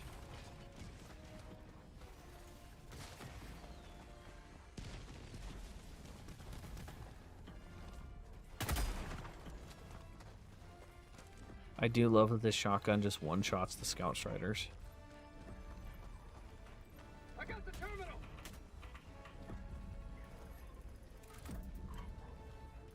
But anyway, now with Facebook, there's an entire tab that's separate from your normal feed, and the entire tab is dedicated to your friends, right? Which sounds like, I guess that's a decent compromise, maybe, not really, but anyway, when you go to the Friends tab, there are still ads and shit in the Friends tab. So even when you go to the tab specifically designed to seeing your friends, which used to be just the default tab, you still see advertisements and slop. And nobody posts in it anyway because nobody uses Facebook anymore except for old people and people that don't understand the internet. 5 minutes left. Liberty speed your step,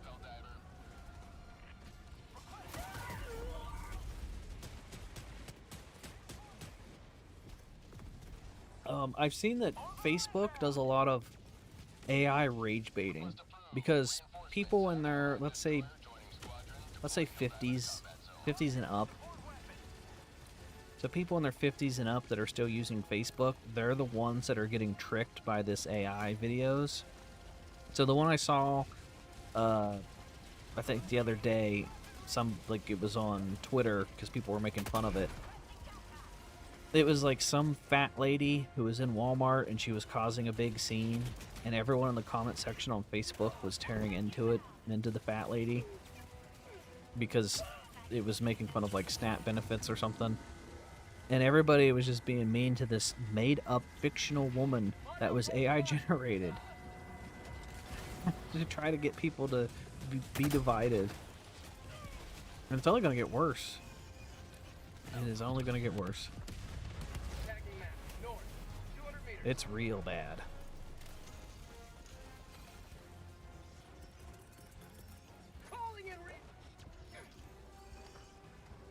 I keep seeing a lot of fake AI pet videos. So one thing that's kind of getting popular now is AI cat videos, because people don't realize they're AI until you go into the comment section. Because at first glance, you're not going to think, oh, this is made up. It's just somebody captured a rare moment on video. But no, it'll be something crazy like a cat will freak out and latch onto someone's leg and start scratching them, and then everyone in the comments is like, well, if you look at the top left corner, it moves. And then everyone's like, this is AI slop. So it's getting really hard to spot. I saw another one of a professor giving a lecture in a college, and the professor was like going on this huge rant about cheating and using AI, and they were going to get expelled or kicked out of the class if they used AI and was caught using AI. But the whole video itself was AI.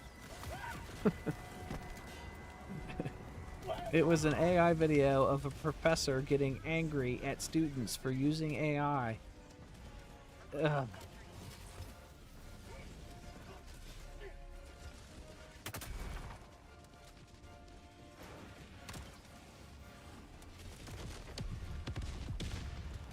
Oh, where's the final factory? There's only one left. Let's just throw the laser and hope.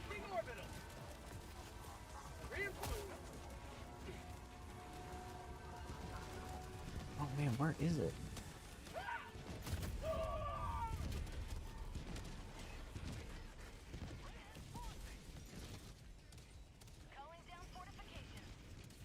The snake continues to eat its own tail. You don't have Facebook anymore? Yeah, a lot of people don't.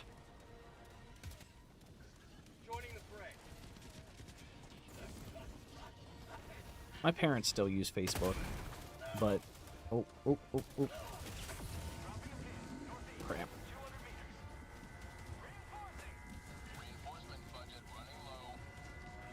Ooh, okay. We survived.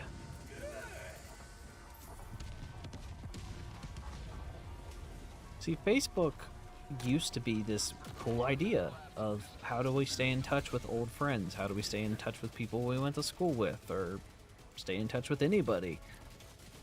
And it's not really that anymore. It's just, how can we steal your information and sell you things? The amount of times I would talk about something and my phone would listen, or I would Google something and Facebook would know about it, is scary. There's been times where I was using my laptop that I use for work, which isn't signed in to anything related to my Facebook, my personal Facebook. But my Facebook knew that I Googled something on my laptop, even though there's no way it should have known, but it still knows. So then I would get advertisements of whatever it was I was Googling.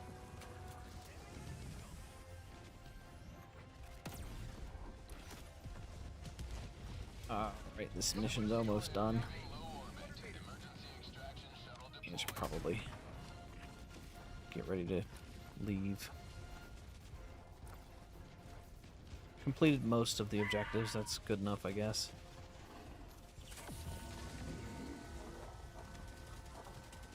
Probably not going to get to extract.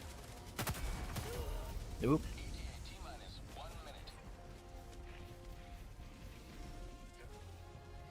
Third-party sharing and partners, baby. You gotta opt out.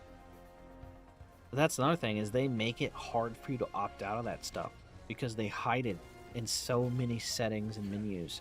I tried to change my password to, I think it was Instagram, a couple weeks ago, because somebody was trying to log into my Instagram from a different country, so I tried to change the password.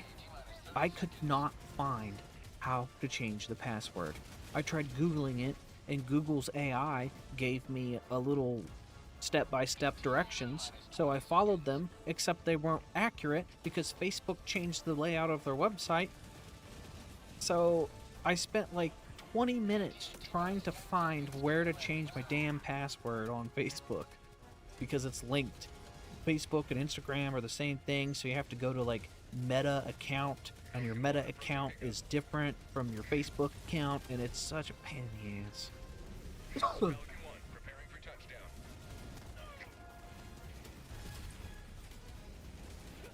Yeah, your cookies and browser are spies for ad companies. But what was crazy to me was that, like, on my work computer, my laptop, I don't sign in to any of my personal stuff. I just keep it strictly work-related. But somehow it found a way, and one website, I guess, talked to a different website, and, yeah, it was just scary.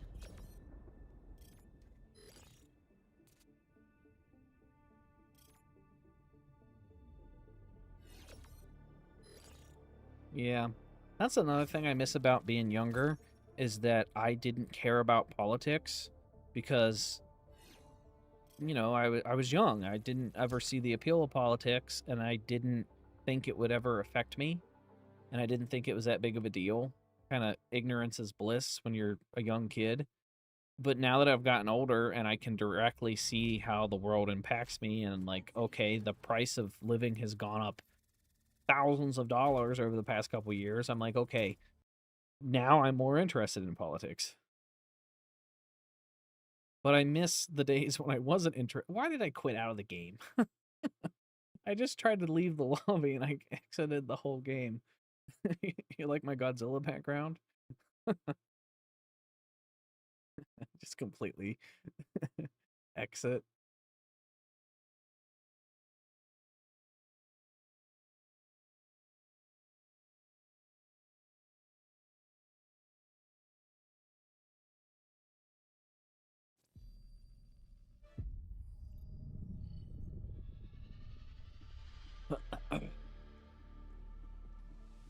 One thing that me and my girlfriend noticed a couple months back was our electric bill had gone up a couple $100 out of the blue for no reason.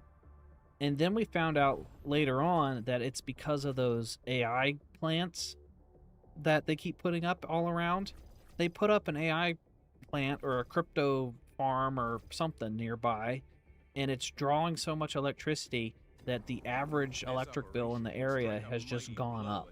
So I have to pay more on my electric bill due to these AI companies just drawing so much electricity, which sucks. Mission coordinates locked. Because when my electric bill went up really high, I was like, what is going on? Like, what are we leaving lights on? And I tried to be really careful, and I went through and I'll go through and turn off all the lights, and I'll make sure nothing's running if it doesn't need to be running. And I try to be careful with my electric bill now that I pay an electric bill and I have a house. But when the bill goes up for reasons outside of my control, it's like, well, what the hell? I'm forcing myself to use electricity, and I'm still paying more money than when I didn't care about wasting electricity, and I would just, Orbital thrusters. you know, use it however. Orbit synchronized. Maybe I'll turn my second channel, the Swanee Ranch channel, into just a me ranting about about life channel. Which is kind of what it was supposed to be to begin with. Allied destroyer has joined squadron. Engaging orbital thrusters. What are those odd blue marks every time the game starts up? I don't know what you're talking about. Synchronized. Odd blue marks.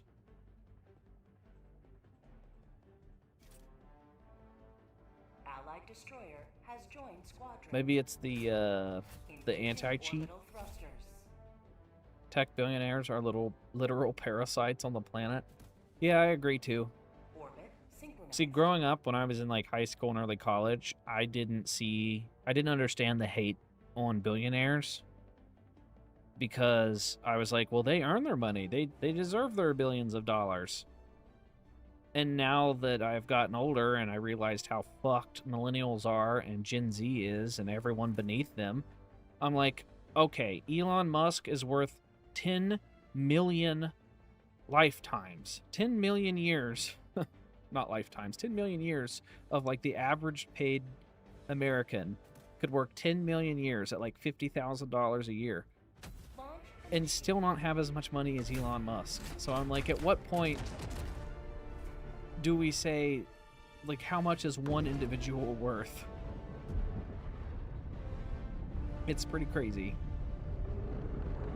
And it would be fine. You know, I don't think most people would care about billionaires if the average person could, like, afford to live.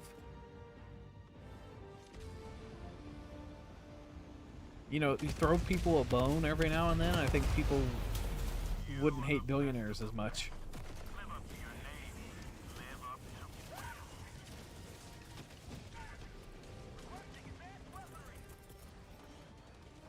to Hopefully this laser beam will kill that.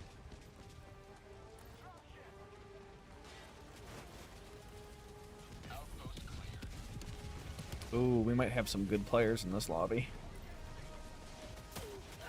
Oh, come on.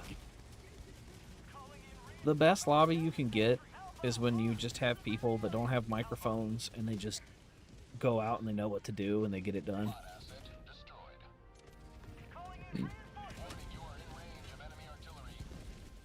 There's been a lot of times where I'll join into a game and I'll run around and I'll try to complete the objectives, but then there's like 2 or 3 people that are just stuck in one spot fighting endlessly in the city, and I'm like, what are you guys doing? We gotta go like blow up the bases.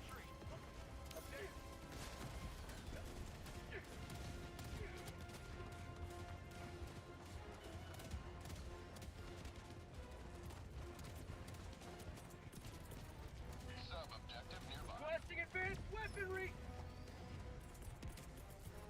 Requesting backpack! Objective critical stratagem available. Requesting air support! Oh, Objective critical stratagem warning. or the hell bomb. Range of enemy artillery. Calling in a hell bomb!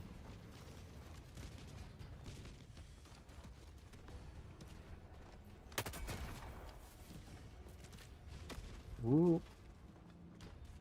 Engaging terminal. Mission at 10 minutes remaining. Hell bomb armed! Clear the area! It's really fun when the whole team gels without comms. Yeah. Well, I never really play with comms with randos.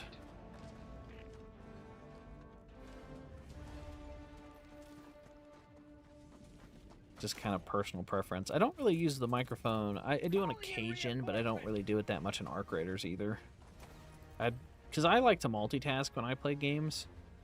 So I'll normally have something on my second monitor, like a TV show or a podcast or a YouTube video, because there's a lot of YouTube videos I want to watch, so I need to get kind of caught up.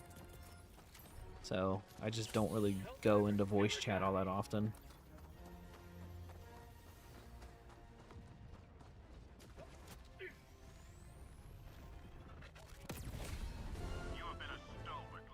Alright, mission complete, so we got that XP, that's good. Ooh, I have the anti-tank emplacement, so I can take out most of the city from here. Oh, I hope those cannons in that base can't see me. That would suck. 1, 2, 1, 2.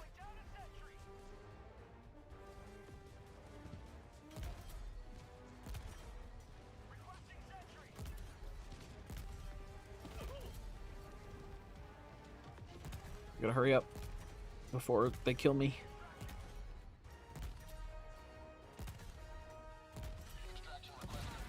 Oh, oh my god. Whoa. That's something I noticed. I don't remember seeing it in the patch notes, but I've noticed now when you get ragdolled, you're less likely to die from the impact of like fall damage. Because that's happened to me a lot lately. I'll get launched and then I won't die from the impact of getting launched. I don't know if they did that to try to make it a little bit less annoying when you get ragdolled, but they didn't mention it in the patch notes. And if they did, I didn't notice it or pay attention. But I've noticed that a lot though in my gameplay is I'll have something throw me into the sky and then I won't die when I hit the ground anymore.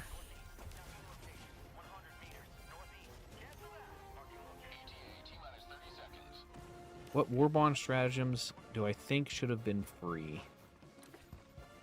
I don't know. It's a tricky question because if they were all free or if a lot of the good ones were free, then they probably wouldn't make money to keep the lights on, to keep the game going. So I don't know. The minigun probably should have been tied to like a major order or something. Because the minigun, I feel like, is a big deal.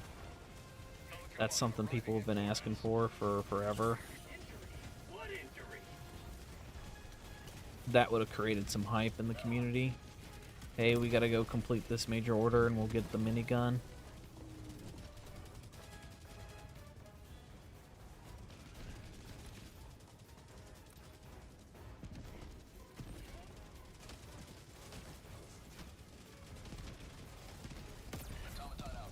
Oh, we did it. I literally... Hell yeah. I got the last factory. We beat that mission fast.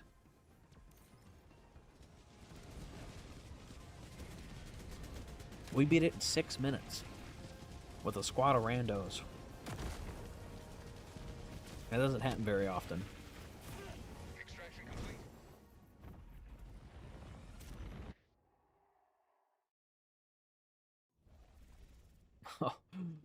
Oh man, we're still sitting at level 20.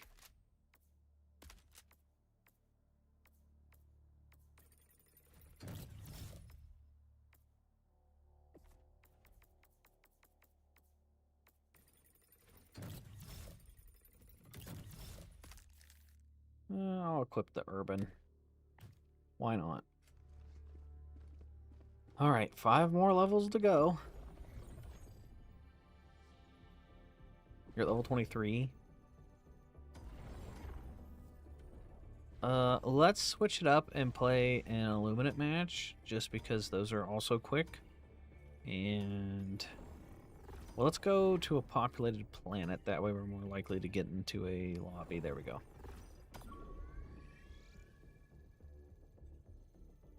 Ooh, there's a blitz mission here. It's already started. Allied destroyer coordinates received. Initiating FTL jump to. How long has the XP from blitz missions been nerfed now? I'm not sure. I don't know when they nerfed it, but it's still, you know, it's still probably one of the fastest ways to level up your weapons. Because doing a couple blitz missions back to back to back is still going to be faster than doing a 40-minute mission.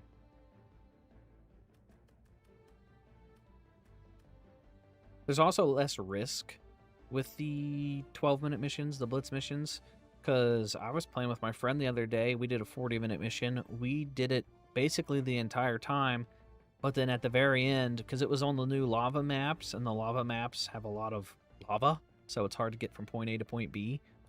So we just ran out of time, and we couldn't complete the major objective, so then we failed, and I wasted basically 40 minutes because we didn't get the medals, and we didn't get that much XP because we failed the mission. So there's more of a risk to do those big missions.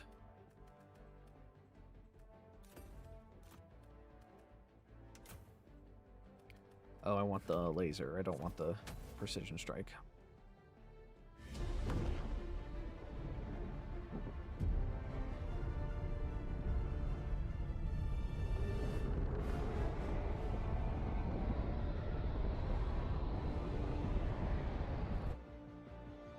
Bum, bum, bum, bum, bum, bum, bum, bum, bum, bum. Oh, there's an artillery cannon.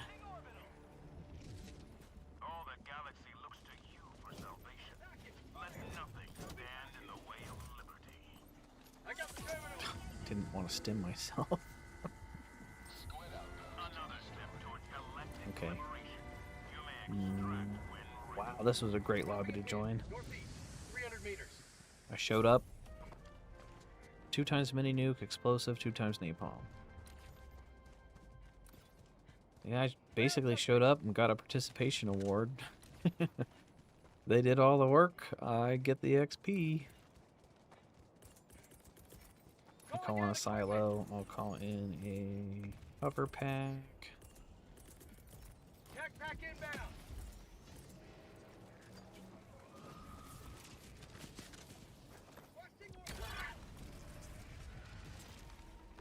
Uh-oh, that's gonna kill that teammate. Oh no, it didn't.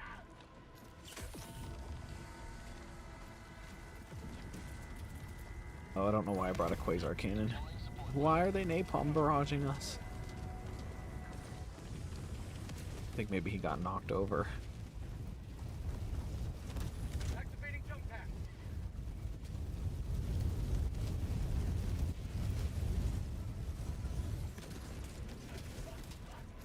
Oh no.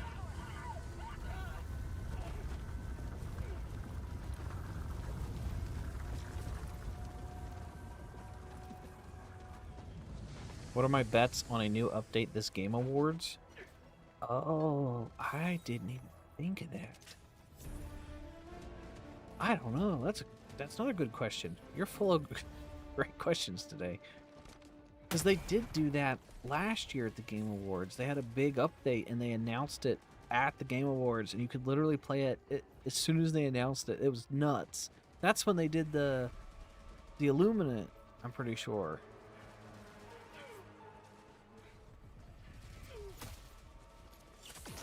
Life for Super Earth. I don't know, because they just had this Warbond. But I know that they got set back because of the fixing the game. So they could do something at the Game Awards. It would make sense because they could have been working on it behind the scenes this whole time. And it would release right before Christmas, before they go on their vacation, because other countries care about their employees outside the United States, so they give people actual vacations for the holidays. So they are probably going to go on their Christmas break soon, so it would make sense if they release something at the Game Awards. Boy, wouldn't that be cool. It could have been Super Earth. That sounds right. I couldn't remember if it was the Illuminate or if it was Super Earth. Could have been both. It's been a while.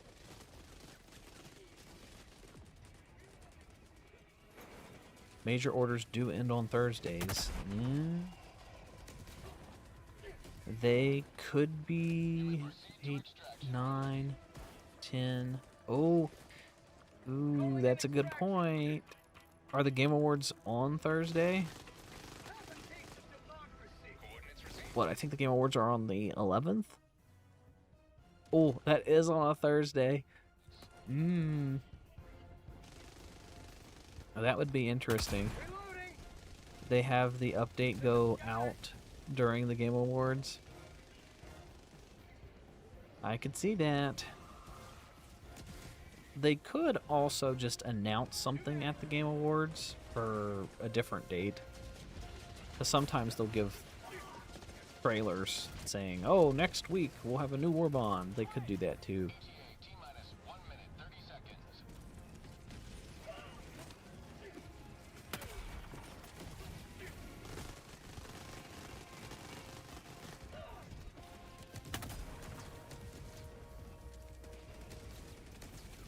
Well, now I'm going to have to watch the Game Awards because I completely forgot about them doing that last year. And I don't want to miss out on it. I got to be ready to make content if they release something at the Game Awards.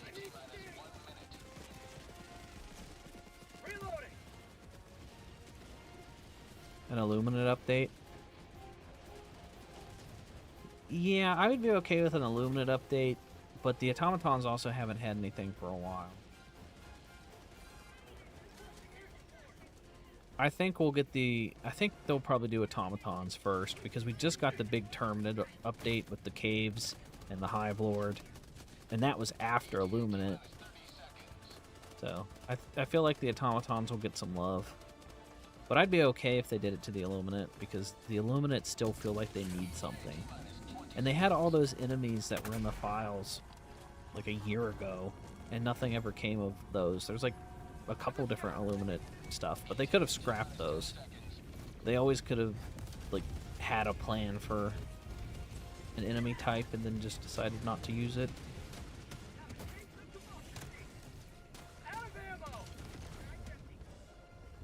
Pelican 1 arriving at coordinates.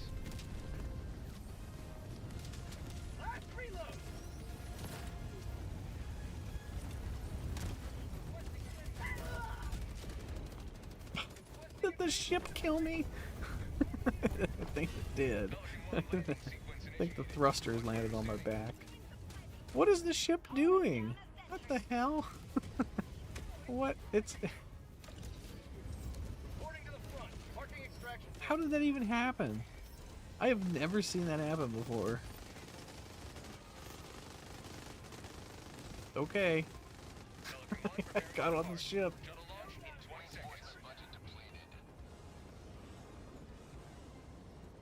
I bet that guy's confused. K2. It's probably like, ooh. There's only 6 seconds. Get on the ship! What are you doing? Okay. Oh, they bled to death while they were inside the Pelican.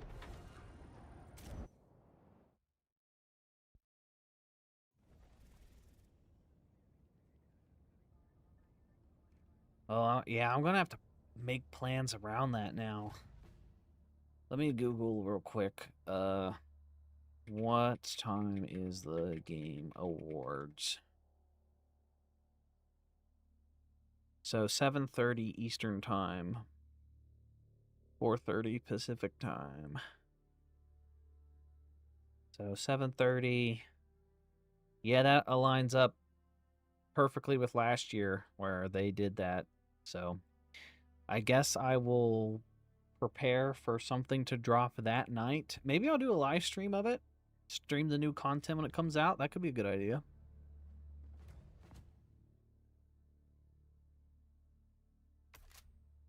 Okay, we're at level 20 still. My God. I will say, hanging out with you guys doing this is making it go by a lot faster. See if there's any, like, half-completed missions. 5 minutes, 1 minute. This one's 4 minutes in. We'll do this one. Destroyer coordinates received. Mission coordinates Killzone collab was one of Arrowhead's biggest fumbles. It's so disappointing. Arrowhead said the Killzone was originally going to be 1,500 to 2,000 credit Warbond, but we're afraid of the backlash. Oh, that person just kicked me out. I don't know what they're gonna do with the Killzone stuff. I'm honestly surprised it's taken them this long to figure out what to do with it.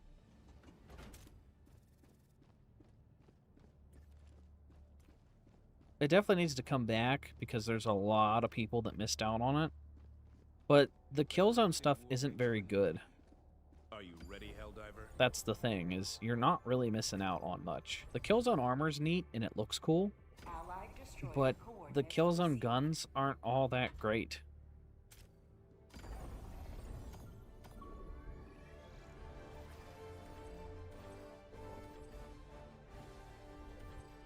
We will cleanse This one's going on for 5 minutes, 4 minutes, 3 minutes, 5 minutes. It's got 2 level 150s. We're gonna join this one. Allied destroyer We'll take a risk on this one. It's a 40-minute mission, but it's got 2 level 150s in it. It's already been going on for about 4 minutes. mission coordinates Could locked. potentially get some fast XP out of this match. Prime. Engaging orbital thrusters.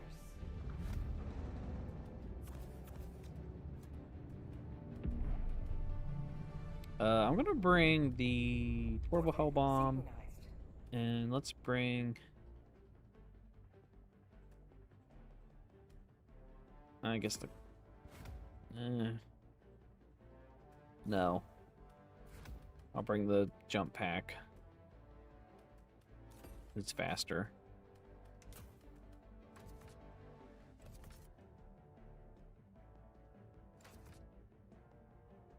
Okay.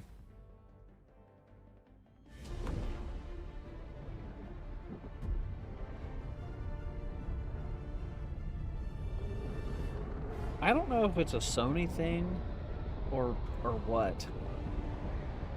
But the Killzone stuff, it's been gone for a long time. Go now, and fear the shadow of neither death nor tyranny, but justice is your cause.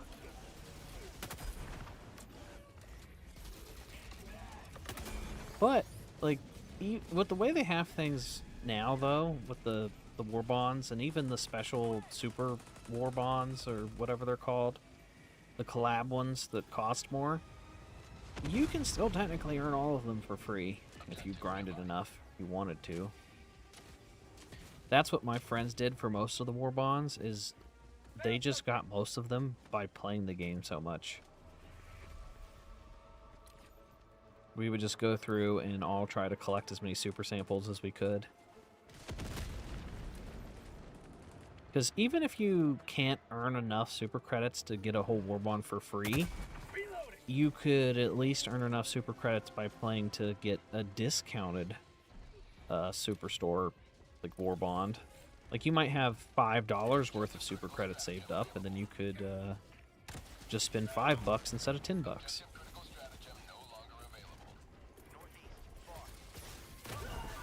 I saw that. As soon as I saw those barrels, I knew I was going to die.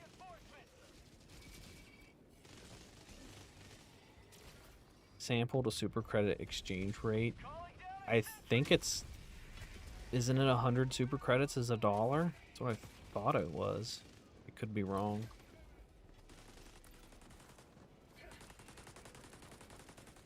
That's another thing I hate that got normalized in video games, is they will sell you the in-game fake currency. And every game does this now, but they'll sell you the in-game fake currency so that you can buy the things you want in the game. But they do that so that you'll spend more money and not realize it. It's all a mind game. If you see something cost you $20, you're gonna be like, ugh, no, I don't want to spend $20 on this outfit. That's insane. But if you see it cost you 1,800 Superstore points, then you're gonna, you know, your brain doesn't immediately register that as a ripoff.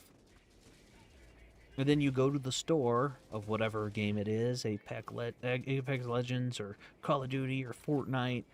Gotta buy your V-Bucks. If you see a skin only costs 500 V-Bucks, you're gonna be more likely to buy it than you are seeing it cost $5.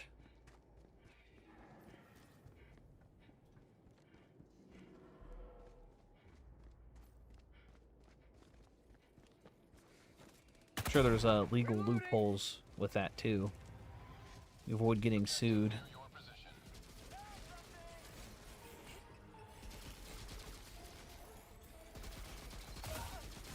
Yeah, the DSS is kind of a joke. Well, at least donating your samples to it is a joke.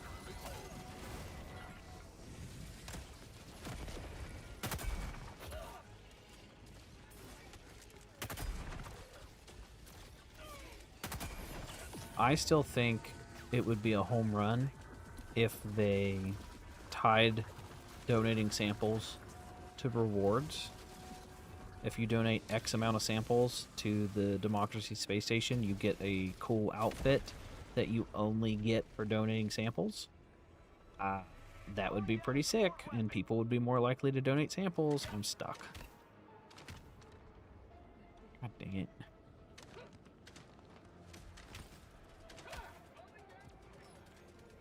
Let's just kill ourselves.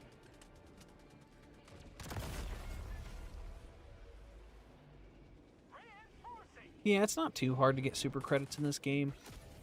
I do wish that they would do a better job of balancing the super credits on certain maps, because certain biomes, it's like impossible to find super credits reliably. If you're just on like the default maps that were in the base game, where it's just a couple hills and it's pretty open, you can find super credits pretty easily with those like little beams, those little beacons of light. Then you like do your little salute to it. But if you're in some of those big city maps, it's hard to find super credits. It's also hard to find super credits on the new lava biomes. So some maps are definitely better than others. And some game modes, some mission types,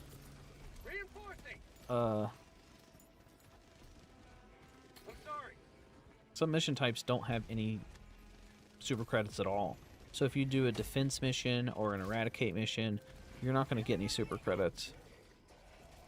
Dropping a pin, southeast, 200 meters.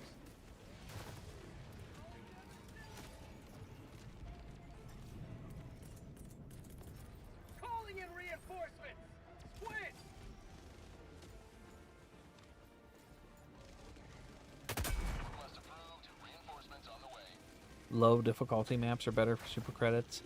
Yeah, if you put it on like level 1 to 3, just put it on a low level mission like that, get yourself a jump pack or an FRV, just drive around the map and farm them that way. But, I mean, a good counter argument is if you're going to spend 4 or 5 hours just going around farming super credits, you could just go to your job and earn that much money. But not everyone has a job. So if you're unemployed or you're a kid and you just don't have a job because you're like going to school or whatever, farming super credits is probably the way to do it. Activating jump pack!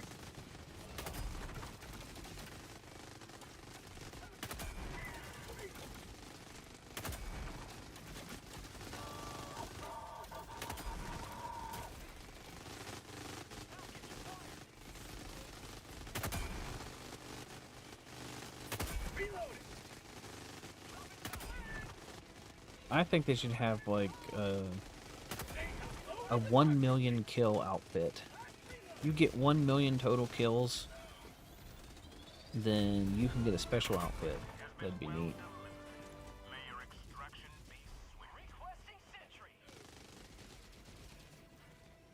Yeah, that's another thing, is it's not fun to farm super credits. So if you are going to go into level 1 and just go around the map farming super credits, that does get pretty boring. But at least the option's there to do so.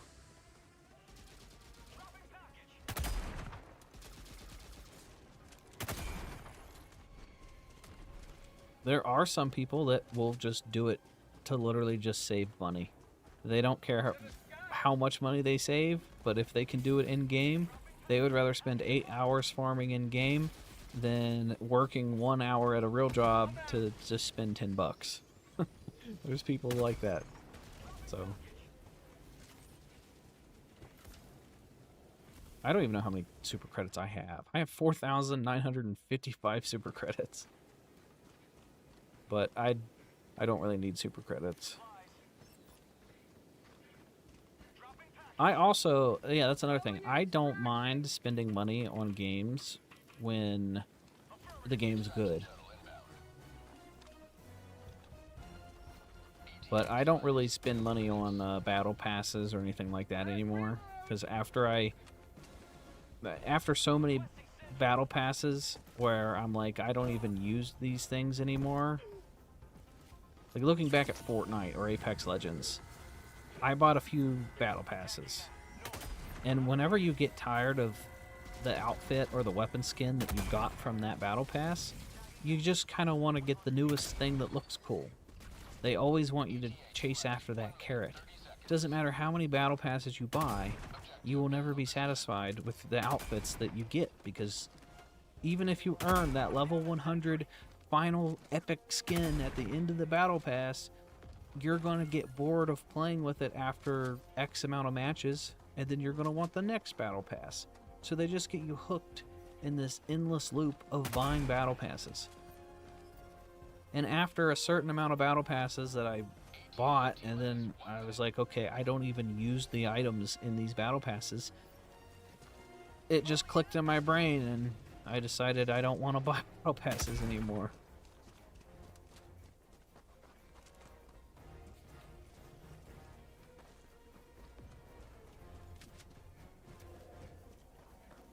I think in Fortnite I bought the Master Chief armor or something, and then I stopped playing Fortnite, so I literally just wasted money on a Master Chief armor for nothing.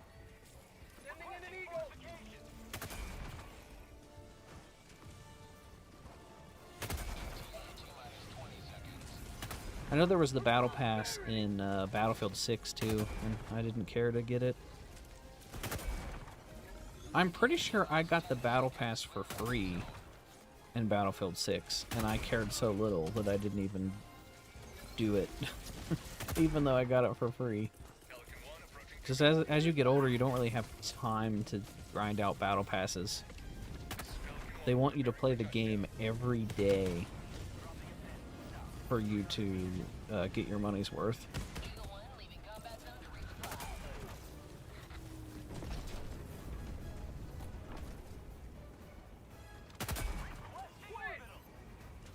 Why did I call in extraction?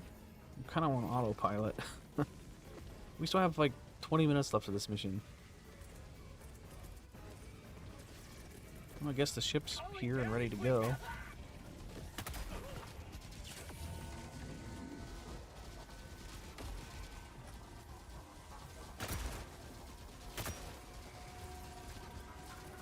Call on my laser.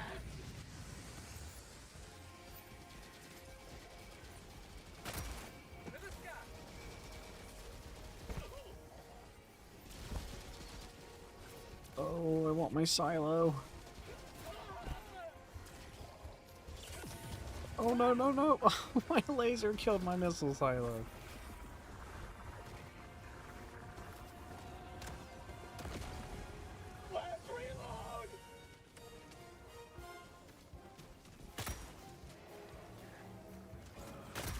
Ooh, they almost called for help.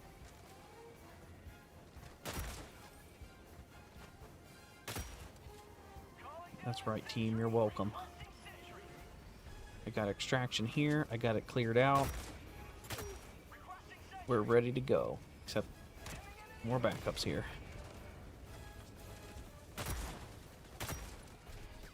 Kind of wasting my shotgun ammo on the vote list, but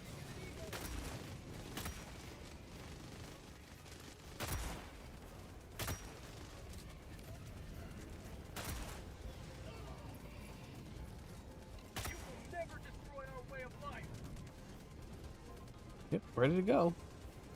Should get a decent chunk of XP for this mission since it's a longer one and we completed everything on the map, so.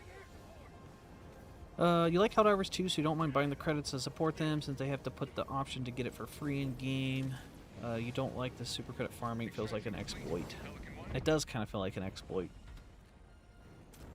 Is Helldivers starting to feel like your experience with Star Wars Battlefront yet? It's had its moments where it started to feel like it, but no. Greetings, Helldiver. It's not quite the The same. galactic war awaits. I look at things differently now than when I did when I was in my mid-20s. Because when Battlefront 2 would have updates and they would piss me off, I would let it just ruin my whole mood. And now when Helldivers has like a month or two off because they're trying to fix the game, I don't really let that bother me because, you know, I have more important things to worry about. But the game, I mean, Helldivers 2 is still fun to me. They keep releasing new content, and the content's fun. So as long as the game's fun, I'm not really going to get burnt out on it. Now, I would get burnt out on it if I kept making content and then nobody watched the videos, because it is time consuming. I do like to make videos and I do like to cover the game, but if for some reason like none of my videos popped off in the algorithm and I just couldn't sustain doing it as a job anymore, well then I would get burnt out pretty quick. Orbit synchronized. But that's kind of the same with any job. It's like if you went to work and then they just decided not to pay you for some reason, I'm sure you'd get burnt out on it pretty quick.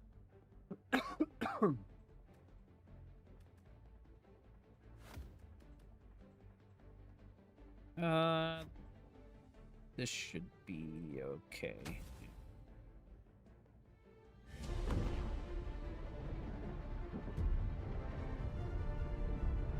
Somebody left. I wonder if their mission just ended.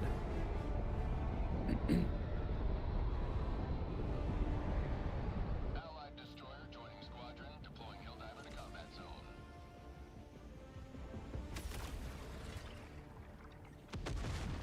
The Illuminate must be repelled from this planet. I like that you can stick Illuminate ships and stuff with the sticky nades. Thermites and they just blow up. I think I'm finally reaching the point though with my content on my YouTube channel where I just don't care anymore about the money that it makes. Because I've been doing this for 10 years. And the whole point of originally doing it is because I wanted to do it for fun. And then I reached a point where it became about I have to keep the business going and I have to keep expanding. You know what? You got to always have that goal to strive for with your YouTube channel to make it bigger than it was before. And then that can very easily consume you, and that's all you think about. So if your views are down, you get depressed. If you're not getting the watch time, or if your thumbnails aren't good, it can just eat away at you. So I think now, this past year, I've done a lot of reflecting, and I just don't care as much anymore. So what I'm going to do now is I'm just going to stream and I'm going to make videos on whatever I want until I literally cannot afford to do it. And then I'll eventually probably have to get a different job. But until then, I'm just going to do what I think is fun, and I hope that that translates into views. And if not, that's okay.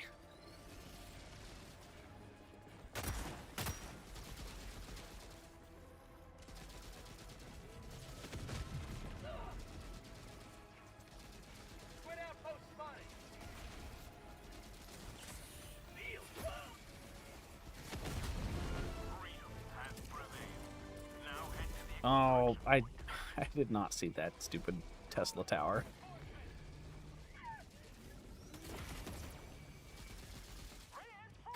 The person's name's Birthday Dad. Request approved. Reinforcements have been launched.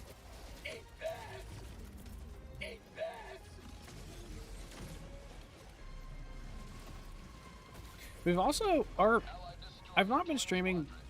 No, I've been streaming more than usual, but I've still not been streaming like on the daily or anything. But our average viewers have been going up, so that's good. At one point I was sitting at like 20 viewers a stream, which is, you know, pretty bad for having as many subscribers as I do. But our viewers have been going up. Like, we've been sitting in the 40s this stream. That's pretty good. And then the last Arc Raider stream I did, it was sitting in the 40s to 50s. Yeah, that was pretty good too.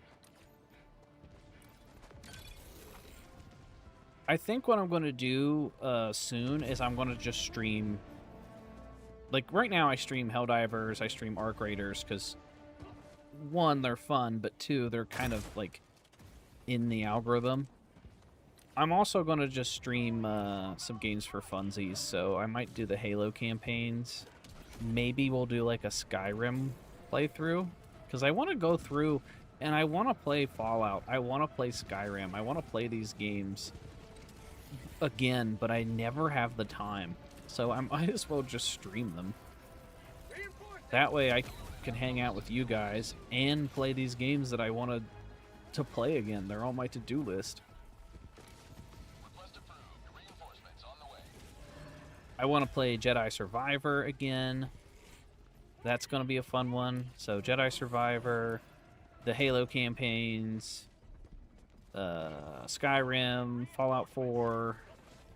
Red Dead Redemption 2, I want to play that.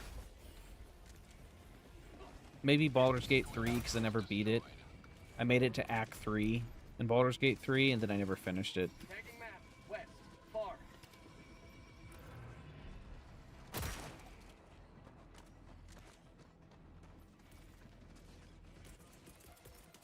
Requesting advanced weaponry! Sending down support weapon.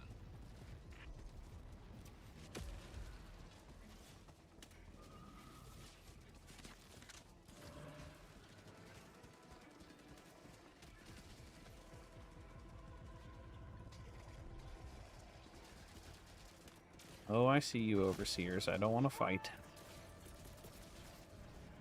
Calling in wing.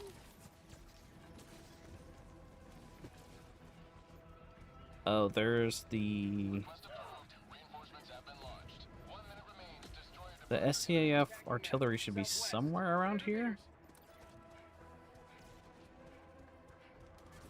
This is probably... Oh, it's right there. Okay. Objective located, west.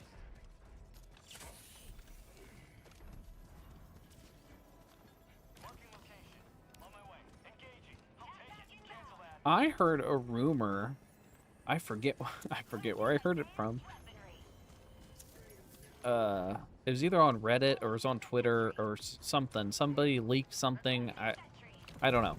But there's a rumor that there's supposedly a Star Wars game in the works that hasn't been announced.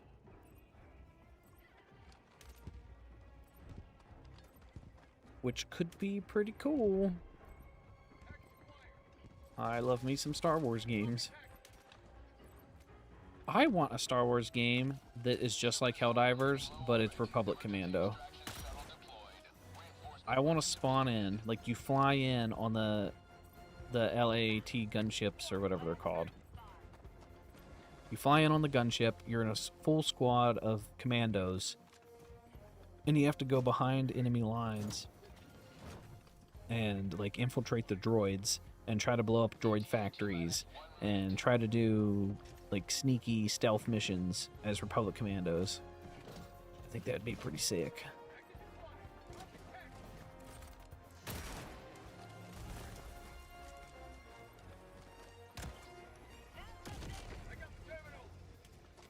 Okay, they got the terminal. Oh, we are out of time, so we need to leave. Dropping a pin, west, 200 meters. This should put us up to level 21 with the shotgun, I think.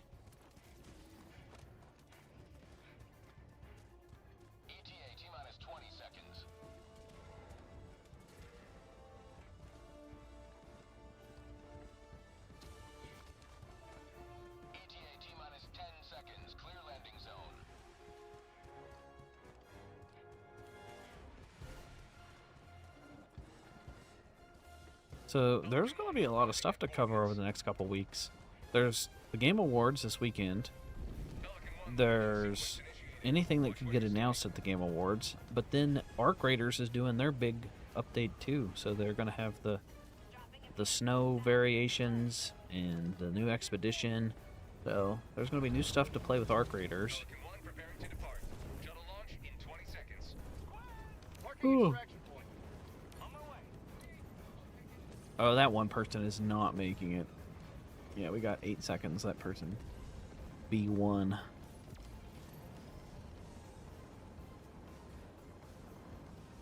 Extraction complete.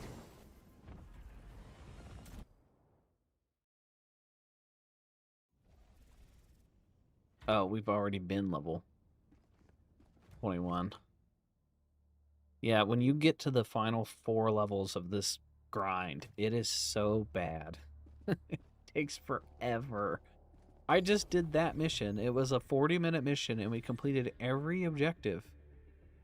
And it still just barely moved the meter. Ooh, this one's almost over. Coordinates received. But the next couple years should have some big games coming out that have been in the work for the past few years. So obviously we're going to get the Elder Scrolls when it finally releases. And then we're going to get Grand Theft Auto next fall. I don't think it'll get delayed anymore. I think Grand Theft Auto, they normally do like two big delays. They delayed Red Dead Redemption twice as well. I think they delayed Grand Theft Auto 5 twice. I don't remember. I remember Grand Theft Auto 5 had the big controversy at launch with the online multiplayer, GTA Online. When that launched, that was a disaster. GTA Online didn't work for a while. It was just swamped with so many people trying to play it, which is exactly what's going to happen again. Could you... just imagine how many people are going to be trying to play GTA Online when it launches for Grand Theft Auto 6. It's going to be nuts. An XCOM style Star Wars game is good. I never played XCOM, so I know people like those games, but I never got into them. It's a very different style where I don't like the point and click type games where you tell your squad to go somewhere and then you just watch them do it. I like to kill the enemies myself. But I also hated turn-based games too, and now that I've gotten older, I've kind of forced myself to give these games a chance. I think I would probably like XCOM. Because now I like turn-based games, and I didn't like turn-based games before.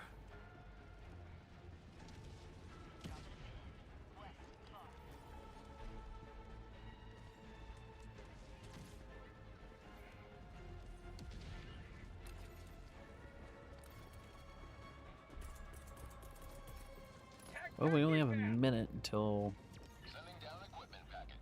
we're out of time.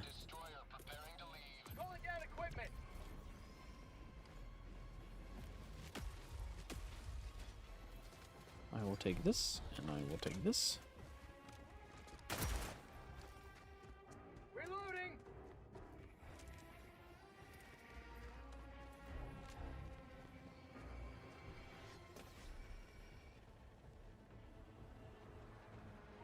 Well, this is like a perfect map.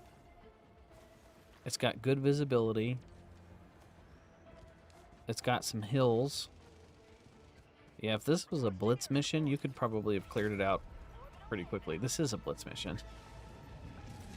Yeah, you could have just sat in the middle and picked off most of the things.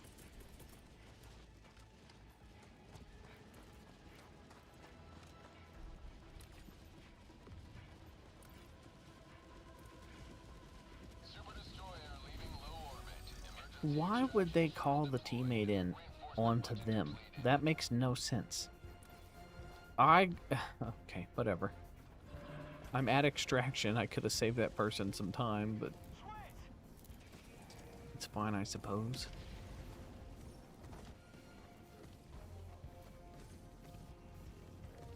I also really like the look of the ODST armor.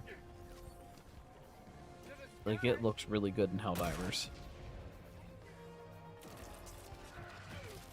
Which is still, like, it's crazy that we have ODST in Helldivers. I remember talking to my friends over a year ago, saying, you know how cool it would be to be ODST, or if they did an ODST collab?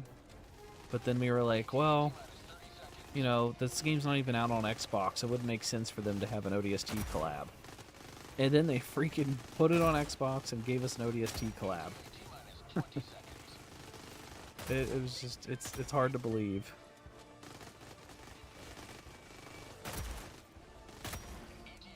And we have Halo weapons. We have Halo guns and Halo armor in Helldivers 2.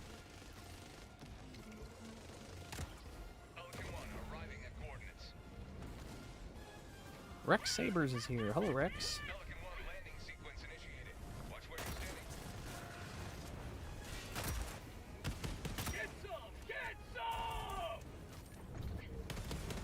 I also like that they do these weapons and stuff that you can tell are obviously inspired by other genres and other things. Without being a straight-on collab. Because we obviously just got this Doom-themed shotgun. This is 100% Doom-inspired. With the new Doom armor set. Right here. This is definitely Doom-inspired. So it's like we're getting a Doom collab without them calling it a collab and charging us the money for a premium Warbond. My mic sounds low. Let me see if I can turn it up. There, I turned it up a smidge.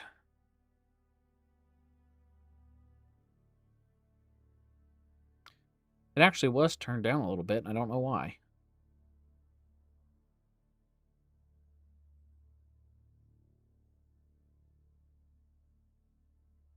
Yeah, it's 100% Doom. There, I turned up my microphone. If it's too loud or not loud enough, let me know. It could just be your headset or whatever, too, though. Okay, so we're still level 21. Oh, boy. Alright, let's switch back to automatons. The automatons and the Illuminate are by far the fastest. Trying to farm XP on Terminated missions just doesn't really go as well, because you can't target the bug nest from far away that good. I can kill a bot factory from across the map with a quasar cannon. I can't clear a bug nest with a quasar cannon.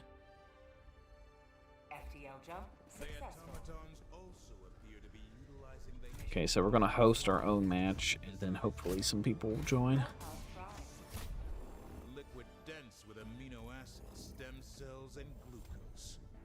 All the Okay, so since we're facing automatons, we want to go quasar cannon, hover pack, anti-tank, and missile silo.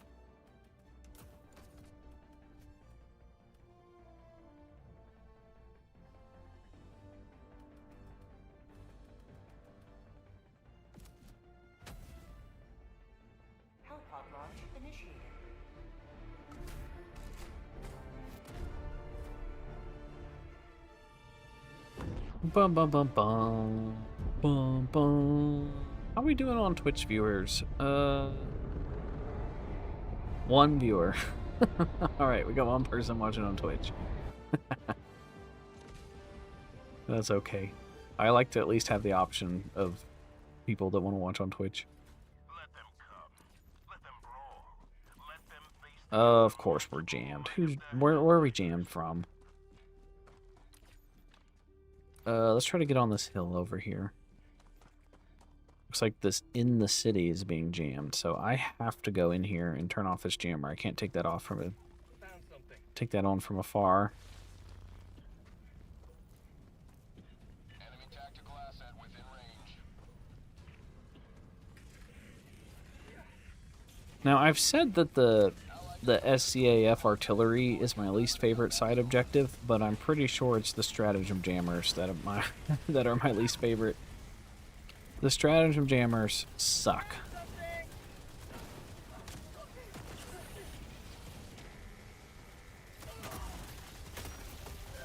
Oh, tanks behind me? Oh gosh. It just spawned. That makes sense.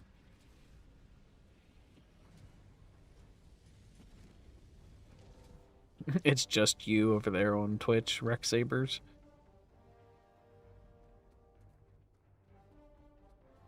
Yeah, I like to stream on both. That way people can, you know, pick their favorite platform. Twitch doesn't have very many people streaming Helldivers, though. Request approved. Deploying reinforcements. Ready to liberate.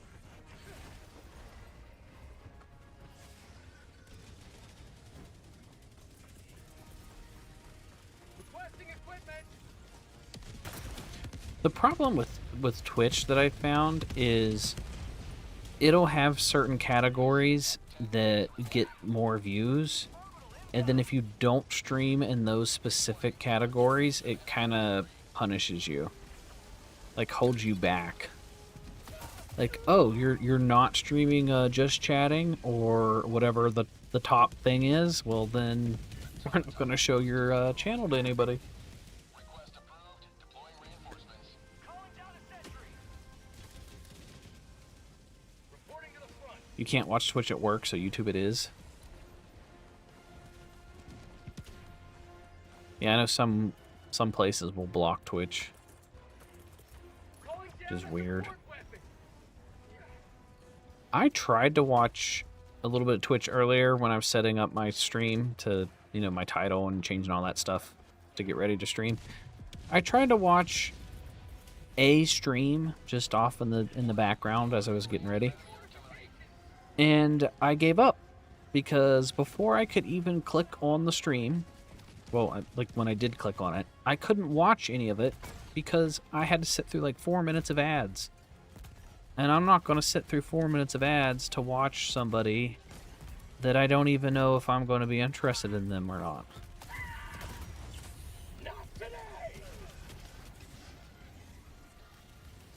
Imagine if that's how television worked.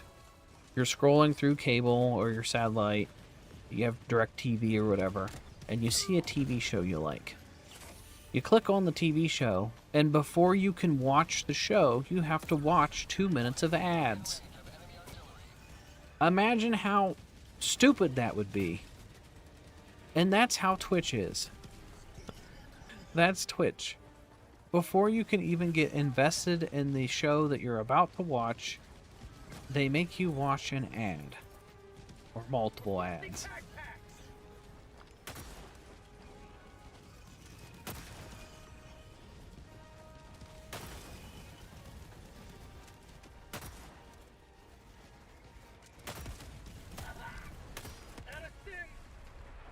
Oh, I'm out of stems. Okay. Wait, where'd my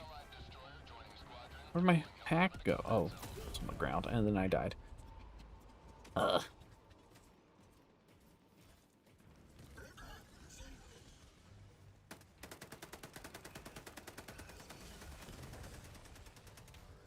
The only thing I pay for is the YouTube Red. Well, it's not YouTube Red anymore. It's YouTube Premium. I'm pretty sure they stopped calling it YouTube Red because it was getting too confused with like porn websites. So they changed it to YouTube Premium. But I pay for YouTube Premium and it's worth it because I immediately get agitated and notice the difference when I don't have ads. Because my other YouTube account doesn't have premium, so I get hit with all the advertisements and it's unbearable.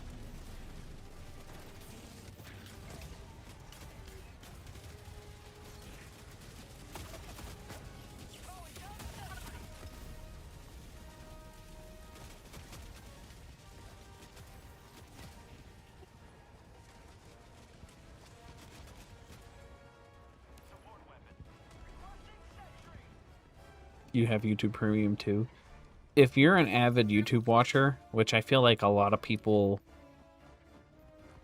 are, obviously, because I feel like a lot of people, I don't know, 20s, or not 20s, 40s and below, 40-year-olds and younger, watch a lot of YouTube.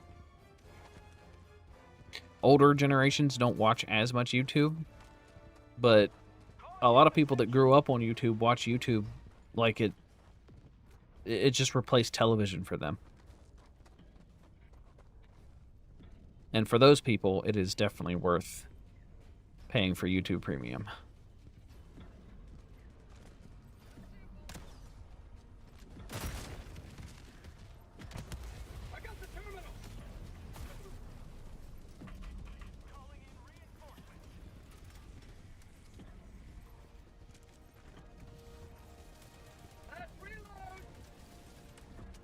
Come on, turn it off. There we go.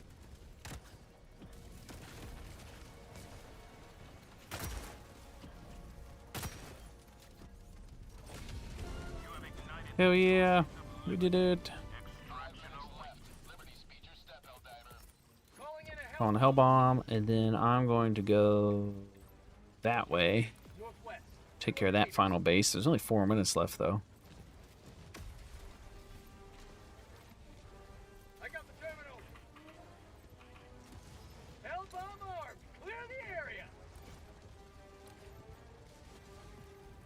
I wonder if I could blow that base up from... Oh, it's a detector tower.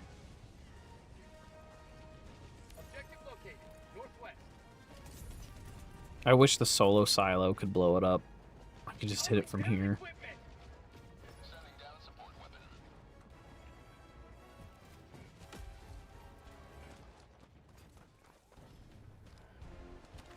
Still probably gonna hit it, though. Yeah, let's hit it from here. That way it blows up that bot factory and clears out, yeah, 9 enemies. That way it won't be as difficult to get up there. Depending on where these reinforcements land.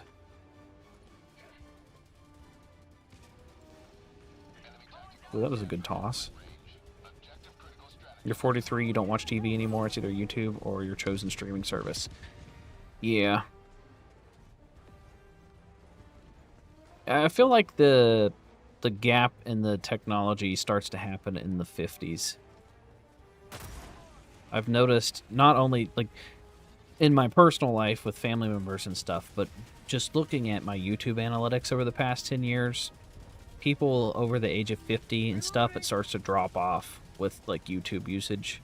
There just isn't as many people as you get up in age. Don't watch as much YouTube.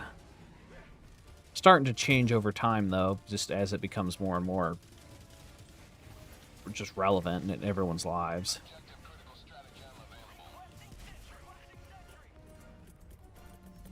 Calling in a hell bomb.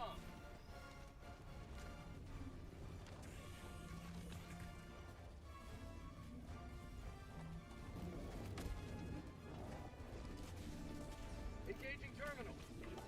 I will say, though, a lot of older people that do watch my YouTube channel, they always leave such nice comments. And the only reason I know that they're older is because they'll announce that they're older. So I'll get somebody in their, I don't know, 60s or 70s, and they'll be like, I bought this game and I bought a PC so I could game with my son. And you'll get a lot of like heartwarming comments like that where people are just trying to reconnect with their family. So older people will try to get into video games, or somebody will retire and they'll start picking up video games as a hobby, and then they'll watch my videos and they'll be like, this video helped me out so much. I don't know any of this stuff. So it's always cool when you see those type of comments. That's part of the reason why I like making videos so much, is because it's always a good feeling when I make a tips and tricks video and you get so many comments that's like, oh my god, this was amazing. Because I try to take a different approach with my tips and tricks videos. I try to make them less sweaty. I try not to give pro MLG gamer tips that only the top 1% of unemployed people are going to need. I try to give tips that the average casual player would find useful, because that's the majority of people that play video games, is the casual person that just picked it up to play with their friends. You're not gonna, like, the 1% of gamers that know life it isn't my target audience. Now, I can double dip and I can give some tips to the hardcore players as well, but that's not who I cater to with my videos. Because I know Bob, that works 5 days a week and works overtime, only gets 3 hours a week to play Helldivers. I'm going to make tips that are going to help that guy. I'm not going to make tips to the, you know, the person that's unemployed that knows all the ins and outs of the game.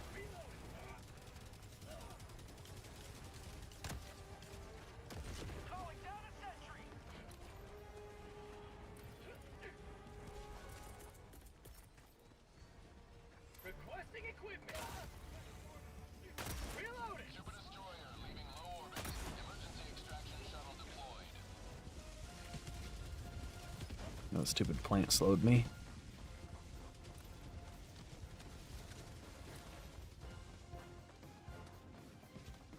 Tagging map. North. 100 meters. Destroyer leaving squadron.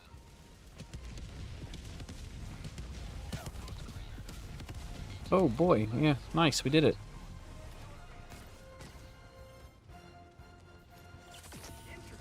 What injury? Maybe I should get one of those little VTuber people. That way, during streams where I don't feel like turning all my cameras on, so it doesn't get like 1,000,000 degrees in this room, I could just have like a little VTuber. Make the unemployed guys have to be members only.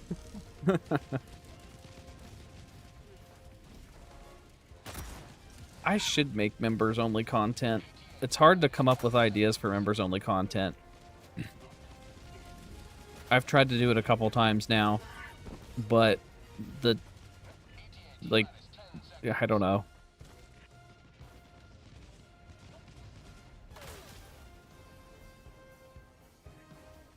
I did a cat video. I think I've done some reading mean comment videos. This is Pelican 1, preparing for touchdown. Well, there's a lot of people that treat Helldivers like it's a sweaty game. There's people that get really into Helldivers. Launch in 20 seconds.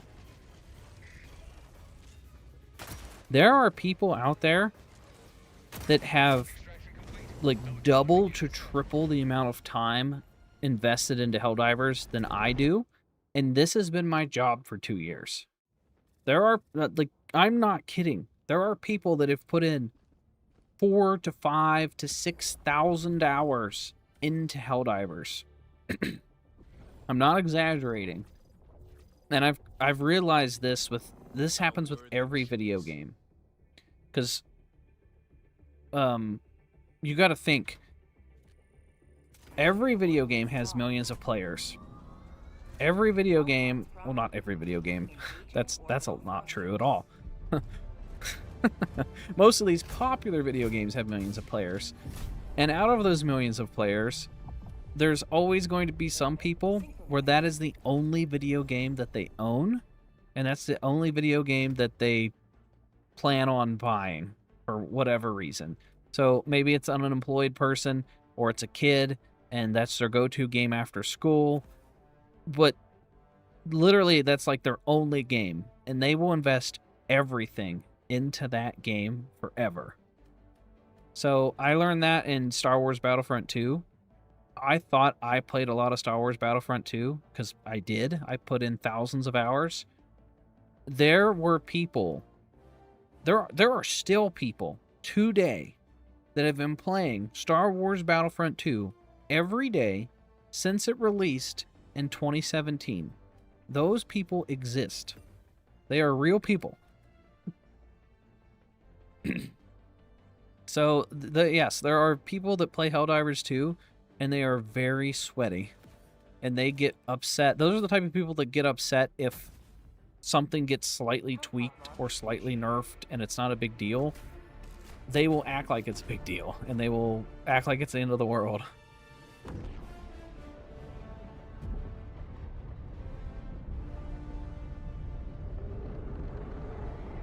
I know people that have maxed out, looking back at Star Wars Battlefront 2, they maxed out every hero and every character to the highest level, which is what, like 99 or some shit, or 1,000? I don't remember what the cap was. It's something extremely high. But they not only maxed out everything, but they started a new account on like PC, so that they would max out every character on console, like PlayStation or Xbox. Then they bought it again on PC and did the same thing again on an alt account. 999. Yeah, there are people that have maxed out every character on 2 different platforms, console and PC. Those people exist.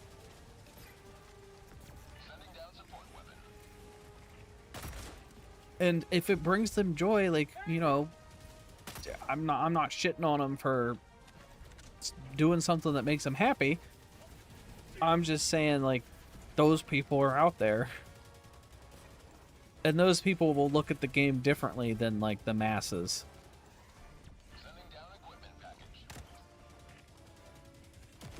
That's why I try to take a step back and I don't let Helldivers make me as angry anymore, because I learned that lesson with Battlefront 2. When you let the game become your livelihood, it's very easy to get worked up when something bad is happening in the game. Because when it's tied to your job, anything bad you see as like a threat to your career. If they release a broken update, you're like, oh shit, players are going to stop playing. I'm not going to have a job if players stop playing. And then you get invested in that, and obviously you make it a bigger deal than what it is because your job's tied to it. And I've been seeing that a lot with other content creators with Helldivers too, is they'll blow some of these things completely out of proportion that just aren't that big of a deal. But I think it's because they're so invested into it, because they, you know, their jobs are tied to it. They want the game to succeed, so any time the game isn't succeeding, they take it personally.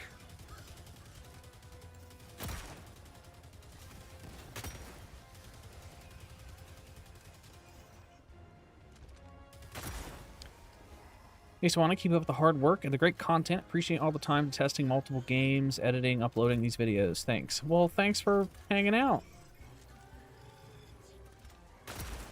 I appreciate you guys stopping by and watching the streams, because that's the biggest help to me. Like, I wouldn't be able to do this if you guys didn't watch.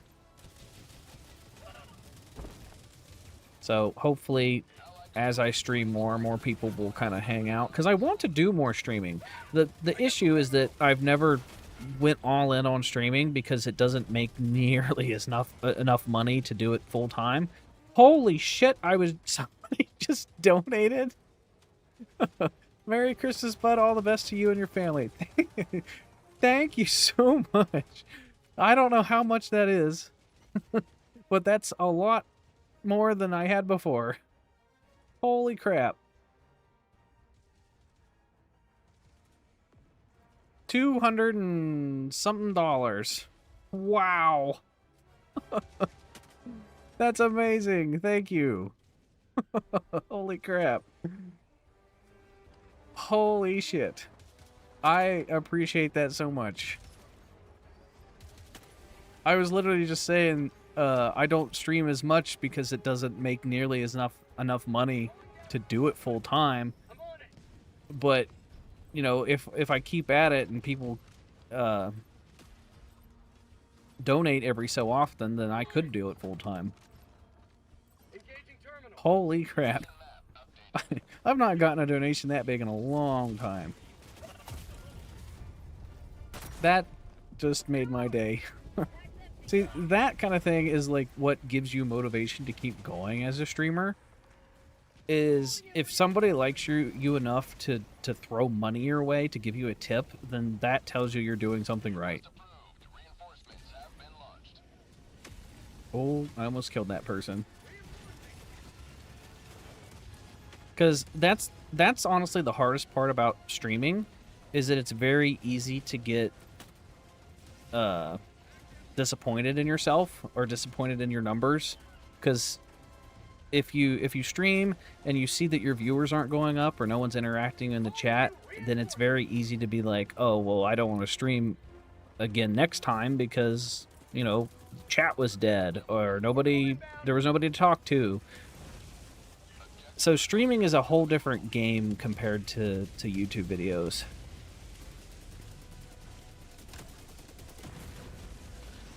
But I told myself if I can get to the point where if I'm doing live streams and I can average, I don't know, about $100 a day off of just doing live streams, then that's probably doable as like a job. Because then I would also have the passive income from like YouTube videos and stuff like that. So my streaming goal is to hit an average of about 100 viewers a stream. I think that would be a good... That's a good realistic goal to have. And I'm not going to shoot any higher than that until I reach that goal.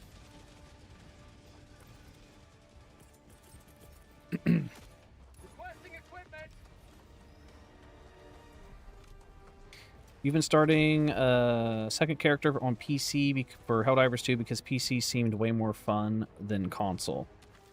See, I've never played Helldivers on console. Me and my friends all have it on Steam, and they would have gotten it on Xbox, like all my friends. Hell, I probably would have too if it was on Xbox. But the problem with me and my friend group is that since high school, we were all invested in Xbox. Because, at least in my high school, everybody had a 360. I grew up having a PlayStation in my house. But then once I saw that like all my friends had an Xbox, I made the switch to Xbox. And then my friend group over the years, we just kept buying Xboxes. And then Xbox has shit the bed lately, and they've just not been doing good. So I made the switch to PC once I started doing YouTube full-time. I just gotta finish teaching myself mouse and keyboard.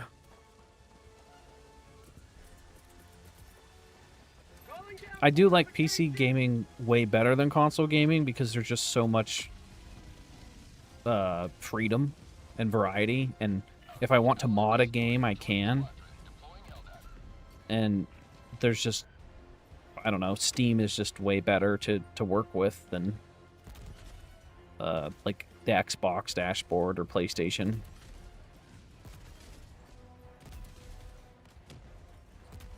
I also like having the customization of having your own PC, because you can add parts or remove parts and change parts whenever you like, and you can't really do that with consoles. On Twitch or YouTube or both. My goal was to hit 100 average viewers just in general. So, between the both of them, yeah. Because I would say if you had about 100 viewers per stream, your odds of getting donations are enough that you can probably scrape by off of the donations and stuff. That and channel members. Channel members help a lot too. I need to incentivize more people to become members, because I'll look at other channels that do similar stuff to me, and I'll see that they'll have like 50 plus members, and I'm like, holy fuck. How did they get so many channel members? Because now YouTube's come such a long way with their streaming services that when I first started YouTube and they introduced the member program, they only had one tier for members, and it was like $5. But now you can customize your members, and you can have different tiers for members and different payments for members and all kinds of stuff. But if you could get your channel like any YouTube channel to the point where you have like 50 to 100 members, that's 50 to 100 members worth of passive income where you don't have to worry about making X amount of views off of your YouTube videos. So that kind of goes hand in hand with streaming. So if I stream enough where I can get enough channel members or Twitch Prime people or donations that I could comfortably stream while also working on videos, then I think I'd be fine. I think that's kind of the next evolution of the channel, is I just want to stream and hang out with people and have a good time versus freaking the fuck out that I have to make videos and that they have to get a certain amount of views. Because another thing that's stressful about making YouTube videos is if you have sponsorships. What's my job now? I mean, I'm still doing YouTube. Like I've been doing YouTube this whole time. But it's time for change. When you do something for as long as I've been doing YouTube, you want to mix things up. And I've just... Doing what I do for YouTube is so unbelievably time-consuming that it's just eaten away at my entire life. I just had this mindset of, I gotta keep growing my YouTube channel, and I gotta do whatever it takes, and I just kind of got to the point this past year where I'm like, why am I still doing this? Because I didn't have time to hang out with family. Anytime anybody would want to do anything, like my friends would want to hang out, I'd have to tell them no. My parents would want to hang out, I'd tell them no. My girlfriend would want to hang out, I'd be like, sorry, I can't. Because of just how much time my YouTube channel was taking.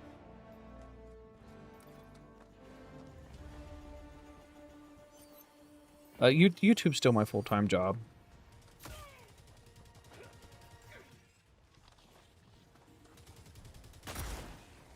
I've not made as much money off of YouTube this year as I did last year. But it varies from year to year.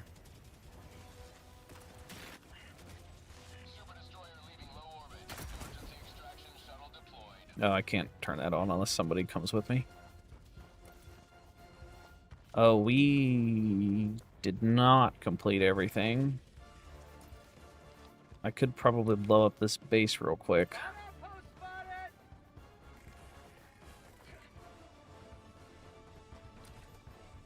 You taught yourself keyboard and mouse for comp Fortnite, but quit Fortnite to become a Helldiver. Well, there you go.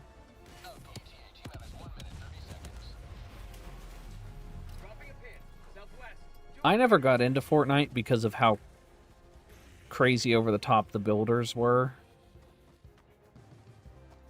It was just too intimidating to see people building an entire mansion as soon as I shoot at them. And I was like, okay, that's just not fun.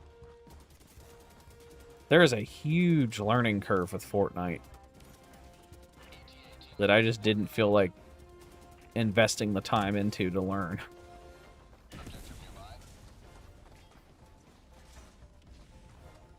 Alright, we got 50 seconds, so we'll toss a nade there. Toss a nade there. That side objective's done. Nice. So we'll get the XP for that.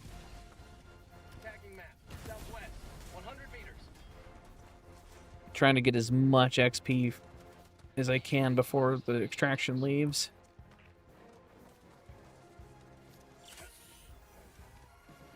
I don't have any grenades left, so I literally can't do...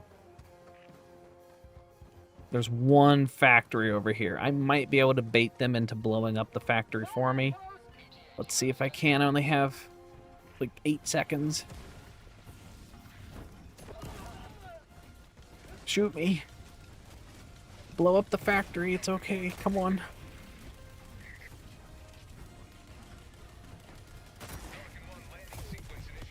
We did it. We did it. I baited them into killing themselves.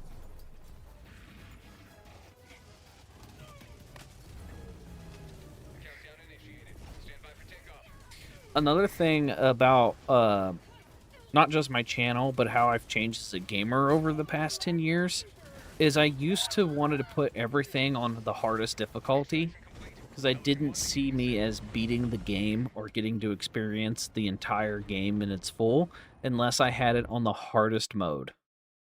So if I played a Call of Duty campaign, I'd put it on the hardest mode. If I put it on like a Halo campaign, I had to beat it on Legendary.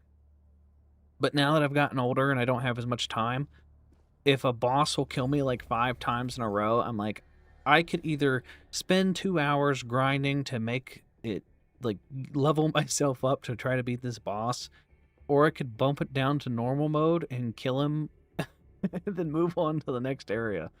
So I've been doing that a lot more as I've gotten older.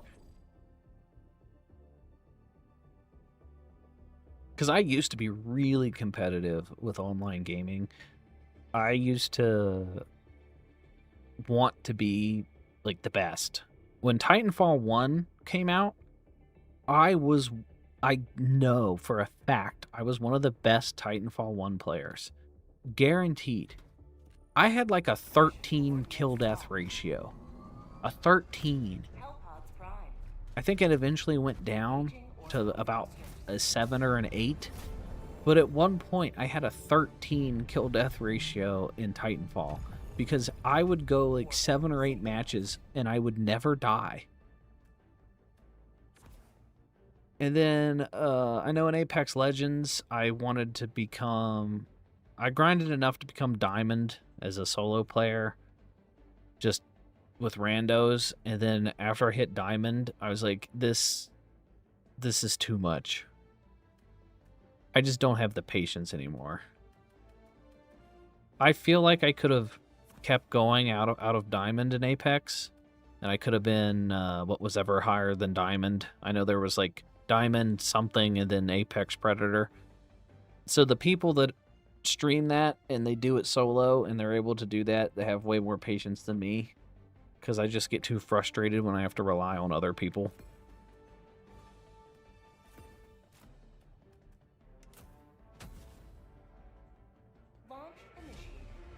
It was nice playing with me. Oh, did you get into the...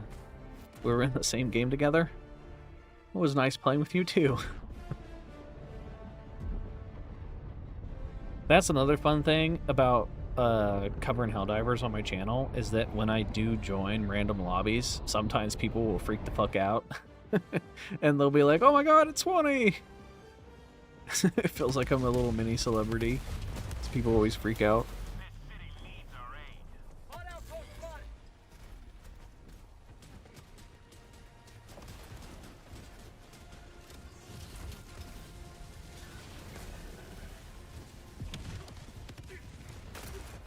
Ooh, crap. Oh, crap. Oh, crap. Oh, we're jammed. Because of course we're jammed. Blow that up.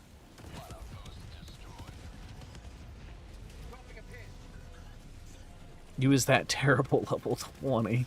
Well, just because you're level 20 doesn't make you terrible. Everybody's level 20 at some point. Hey, I've played with many low-level players that are better than level 150s. Thing with Apex is it's literally just time played, so that longer the season goes on, it's harder to rank up. Yeah.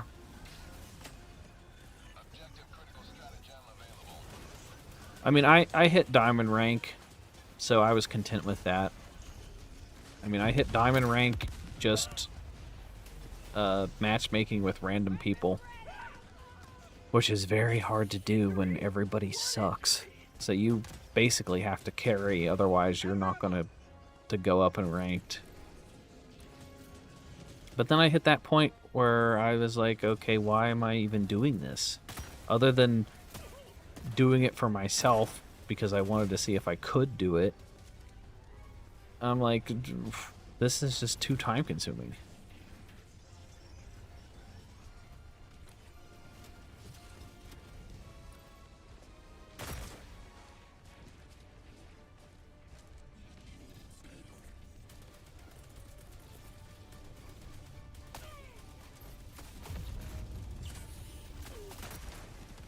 boy. I just can't wait till another like good Star Wars game or something comes out where I really want to make content. Ooh, gosh. Just throw this here.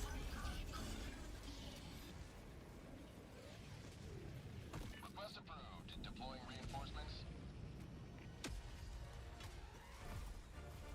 I'm glad Helldivers isn't competitive. Where is this jammer? Is it over here? That's another... Why do they have two towers beside each other? That's odd. So the jammer's got to be probably here. Because I can't call in an SOS beacon until I take out this jammer. Yep, there it is.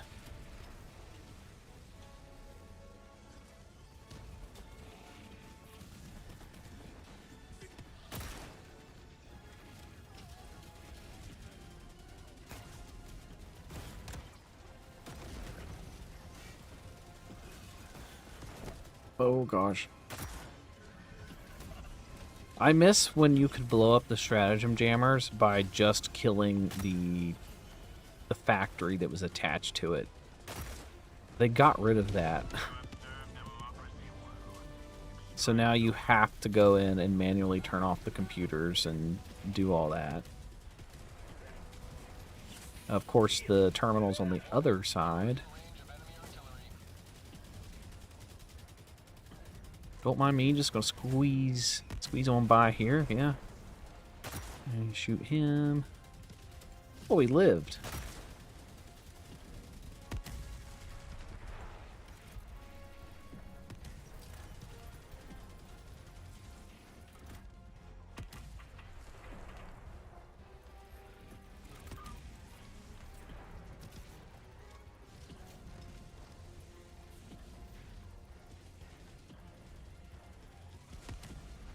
You mainly play Overwatch 2? Because it's hard to keep up. I was getting into Overwatch for a while, because I never played Overwatch 1, so then I picked up Overwatch 2 when it came out, and I was getting into it. I was really having fun with Overwatch 2. And then I got into Marvel Rivals. It was pretty fun too, even it's basically just an Overwatch clone. Why is the SOS unavailable? Did I already call one in? I must have just done it and forgot. So now we will 500 kg bomb that detector tower. That should die. Then we will go to the next one.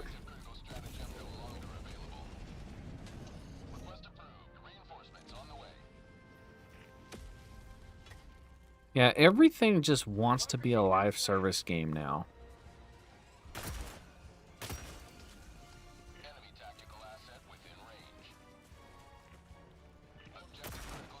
Which, I mean, I understand why, because they make a crap ton of money. But I miss single-player games. I miss when a single-player game had a good, solid single-player story, and then the online was a bonus. So you would buy Call of Duty for the single-player, and then the multiplayer was just like an add-on. Same with Halo. Like, you bought Halo to experience the Halo campaign, and then the multiplayer was just tacked on as a bonus, and then that just kept you playing. And that doesn't happen anymore. Now it's the opposite. They make a Call of Duty game where the focus is to get you to spend money on multiplayer, and then they just tack on the campaign as like a, well, here you go. I guess we'll throw in a campaign. And then it feels awful. Same with Battlefield. I didn't even play the new Battlefield campaign because everyone said it was awful. Like, it wasn't good. Marvel Rivals is also just fun. You don't fully agree with the quantity over quality sometimes with their insane amount of heroes coming out. That also gets hard to balance. I've not played Marvel Rivals in a long time. I think I stopped before Ultron came out. So I never got to play with Ultron. But the game gets hard to balance when you have that many characters and they all do different things. And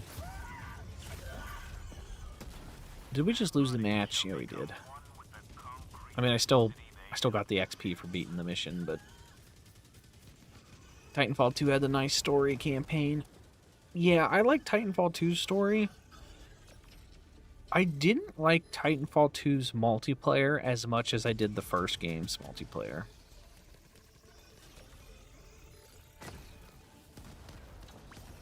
Still can't believe they never made Titanfall 3. It's just mind-blowing. There's a lot of things in gaming that just don't make sense. Like why we didn't get a Titanfall 3, why we never got a Battlefront 3, why Warner Brothers patented the Nemesis system and then they never used the Nemesis system so no one else could use it. But they just... There's so many decisions that get made in AAA gaming and you're like, what the hell are they... What's going on? Engaging orbital thrusters. Alright, what level is my gun? Orbit synchronized. I've been working on this shotgun since I started the stream, okay? So, I've been streaming for 3.5 hours. I've only been focusing on this shotgun. I took it from, what, level 16 to level 22 so far? So, it took me 3 hours to get from 16 to 22. 3.5 hours. So, realistically, it's probably going to take you 5-ish hours per weapon.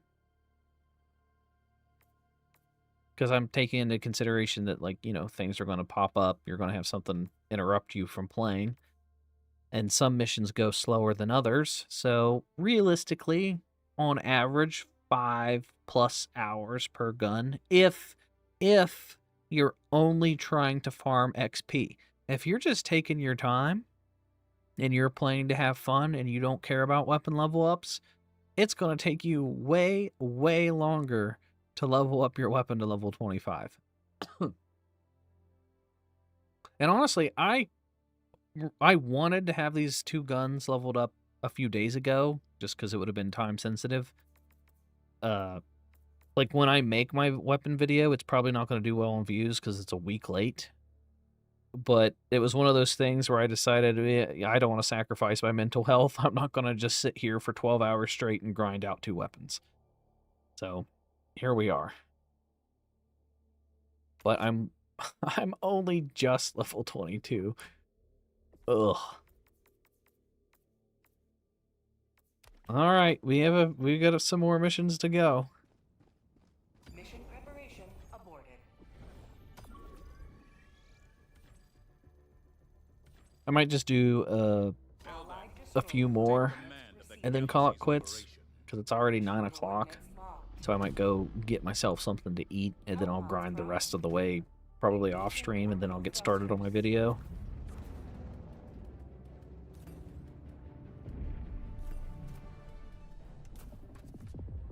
Orbit synchronized.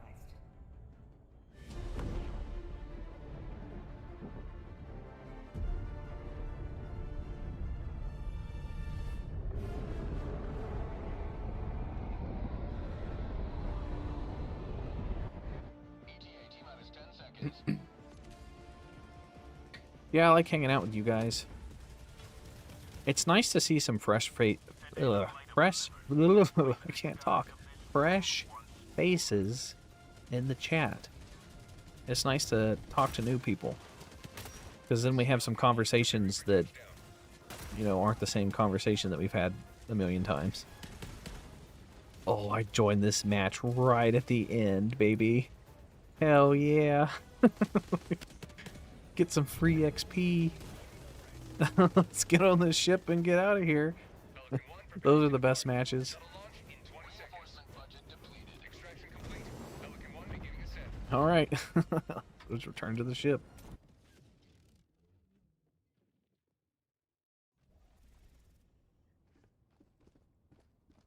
Got a little chunk of XP there. Okay.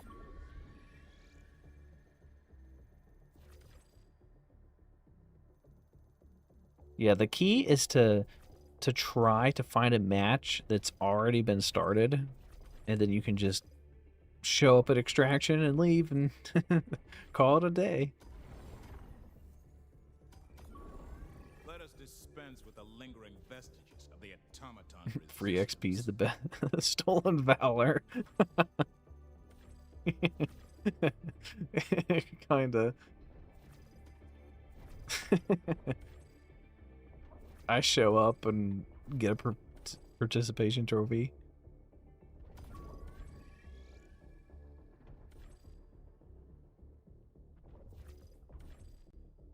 None of those matches have... Let's try to do a lava map.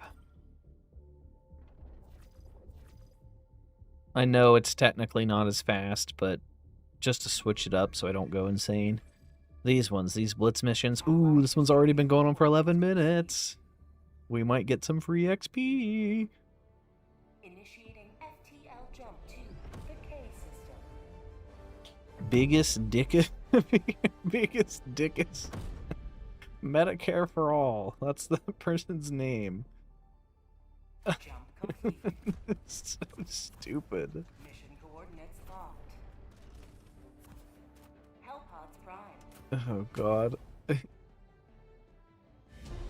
Biggest dickest Medicare for all. Some of the gamer tags you see people have. There's some people that are petty though, and they kick you if you join at the end. Yeah, there are some people that'll do that, but with that one change they made, so if you do get kicked, I think it puts you in your own lobby. If you're in the match already. If they kick you before you load in, then yeah, it sends you back to your ship. But if you're in the match and they kick you, then it'll just create its own instance where you just are in your own match. So you still get the XP, which is nice. But yeah, there's a lot of times where I'll join somebody's game and then they'll just kick me before I even load in. It happens.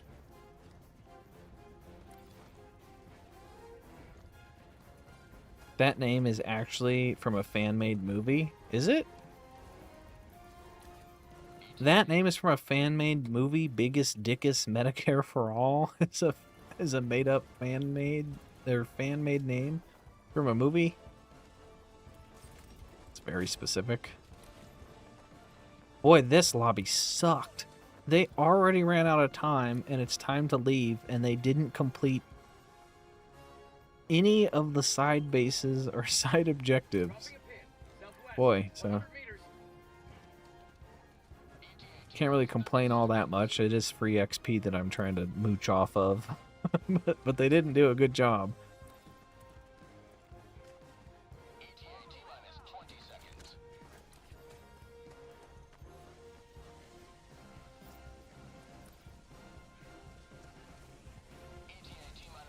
Although they could just be trying to farm the main objective and get out. A lot of people do that. You'll run into some like XP farmers that will try to just complete the main objective and then they leave.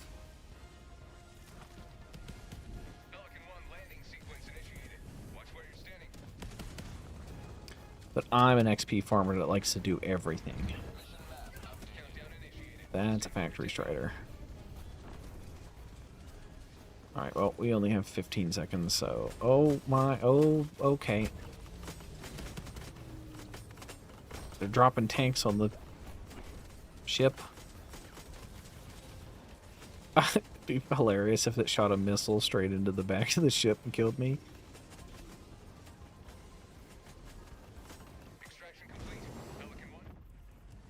Alright. Free XP.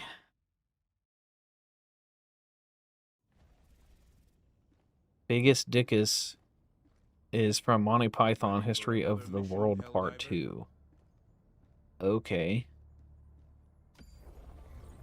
Interesting. Ooh, this match has been going on for 20 minutes. That could be a good chunk of XP we'd get. Oh, where is it at? I literally just saw it. Where did it go? This one. Allied destroyer coordinates received. Mission coordinates locked. Hellpods prime.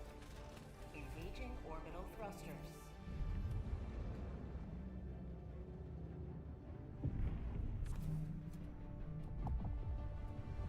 Orbit synchronized. Dad. Their name's just Dad. And the Democracy Drifter.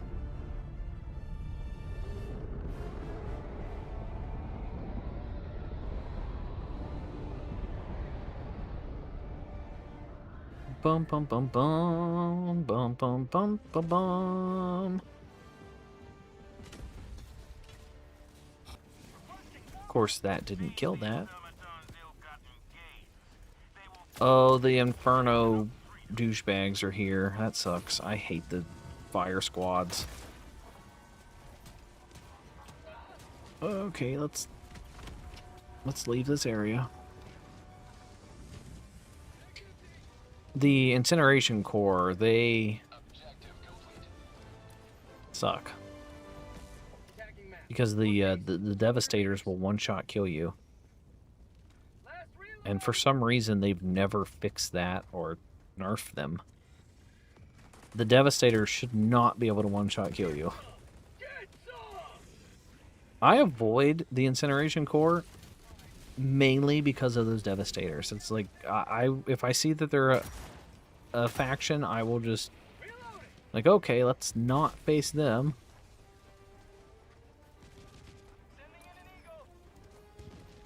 Alright, so there's 2 objectives left. I will throw the orbital laser into that bot factory.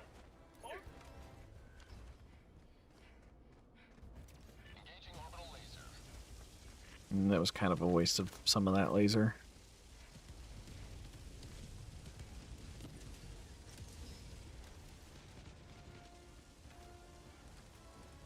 That is true, you do. Well, you kind of hard counter with the fire armor. But I'm pretty sure the Devastator still does a lot of damage with its, like, shotgun. You'll die just from the impact of the shotgun outside of the fire damage. But yeah, the fire armor is a good counter. I don't know, I just wasn't thinking.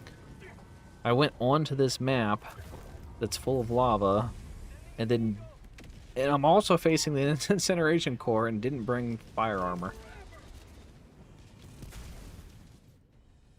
I know the fire armor is really useful when you're standing on top of the lava, because the lava will kill you pretty close to instantly. It's very strong, which makes sense because it is lava.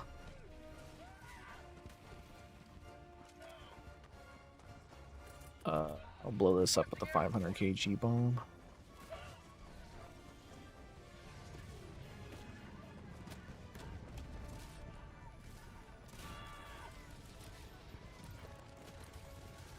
Wow, we have a good squad. We immediately took out the bot fortress. That's pretty rare.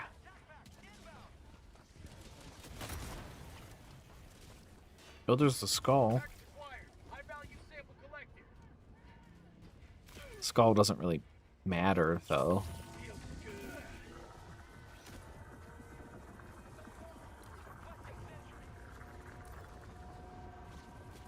I have to say, I really like this lava biome. The lava biome is really sick. Because you have these just rivers of lava. There's like land bridges It looks cool. Reminds me of Mustafar.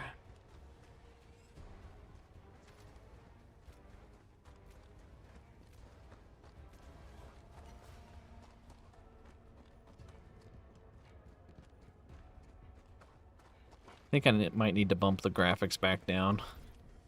I turned the graphics up to max, but I can tell a little bit that it's struggling here and there with some FPS drops on this lava planet.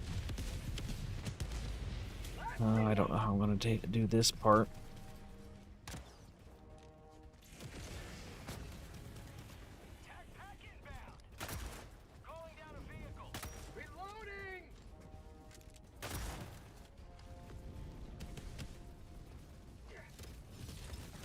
Wow, that is a strong Scout Strider.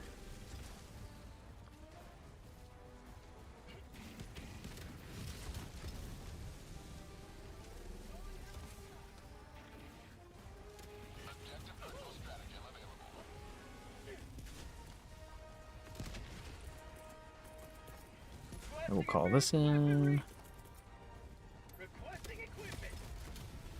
Oh, oh. Stem, stem. Oh.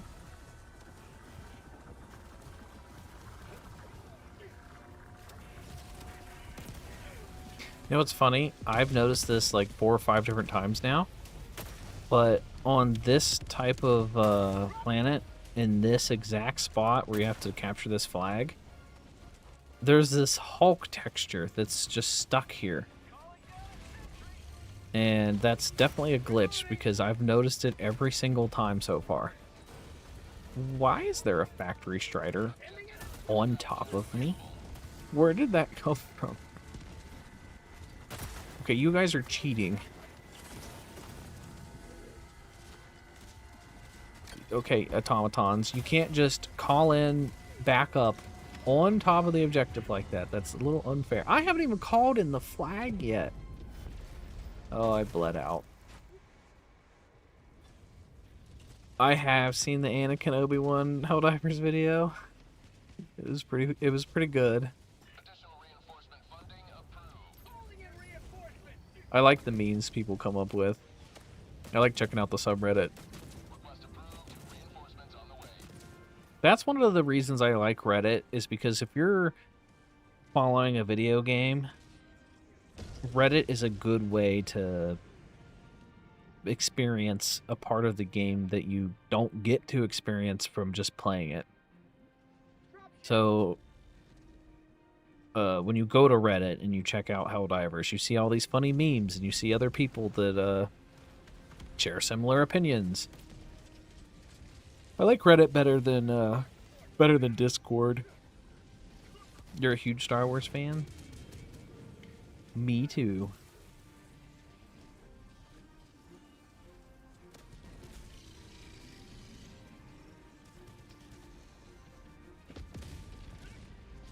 I hope we get more Star Wars games lately, or soon. That is true. We don't have any fire tornadoes. You would think there would be fire tornadoes on the lava planet, but I'm willing to bet that's probably a lot for the game to handle. Because I think the fire tornadoes are pretty hard on performance. So if you had the lava planet with all those geysers and all the explosions from the automatons and fire tornadoes, it would probably bog down your PC or your console.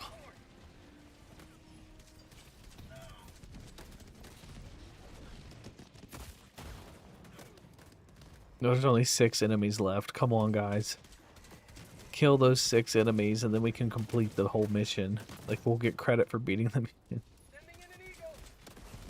I've not been to a Star Wars Celebration, no. I've always wanted to go, but things have always popped up where I couldn't go or whatever. I've been to some Comic-Cons and stuff, and I like going to Comic-Cons, but I've never had the chance to go to a Star Wars Celebration.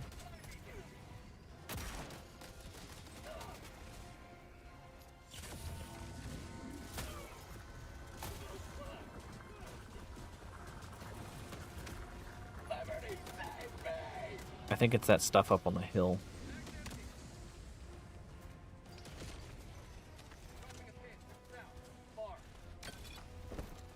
Hopefully that will kill them. There we go.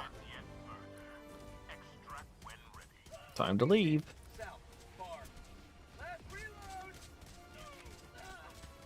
Bro, that chat is nasty. What are they talking about? My ex-girlfriend was from a poor orphanage in Russia. What is happening? What are they talking about?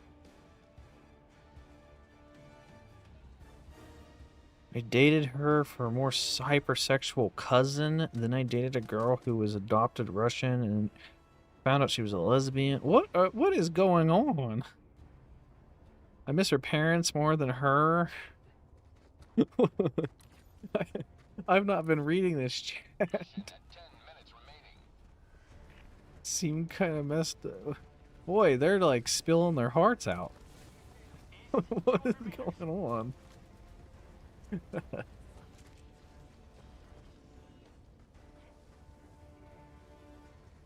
The 50th anniversary celebration in Los Angeles. Ooh, I might have to do that one. I've never been to the West Coast, so I think going to California would be pretty cool.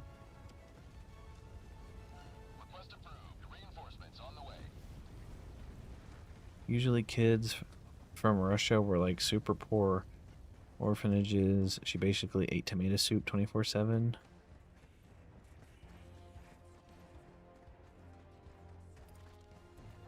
Why tomato soup?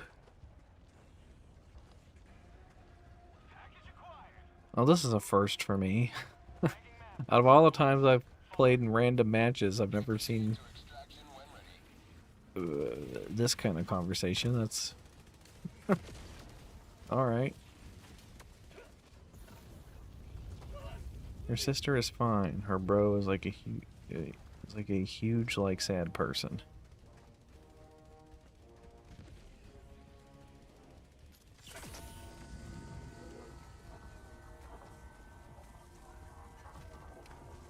You're gonna go to that one. You put your first droid in Celebration 2022. Oh, you built a droid.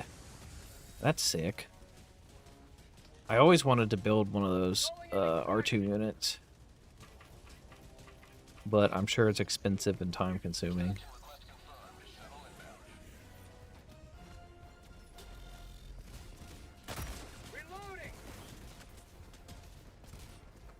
I think last time I went to a Comic-Con last year, somebody had a custom R2, and they had it decked out like Santa Claus, because it was like, I think it was in December.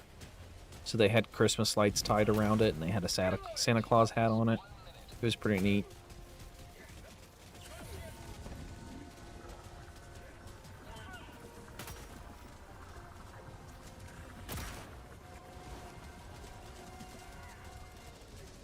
I've always wanted to dress up at a con, but I've never... I don't know. I don't do it enough to justify spending the money to get a costume or making my own costume. I would like to get to the point where I could make my own costumes with 3D printing and stuff, but it's just... it's a big time commitment. I wanted to clear out space in my garage. Like, me and my girlfriend had plans to just clear out the garage and then start 3D printing. But with how things are with the economy currently, we're like, maybe we should hold off on investing in a bunch of 3D printing stuff. So we might get to it at some point, just not anytime soon. No, I don't paint minis or anything either. That's another thing I wanted to do. I wanted to, like, set up a station in my garage so that we'd have a 3D printer and an arts and crafts area so that we could do the painting. So I wanted to print my own, like, statues or minifigures or whatever, and then paint them. So print whatever I wanted and paint it and make it look cool. So I wanted to eventually 3D print costumes and make a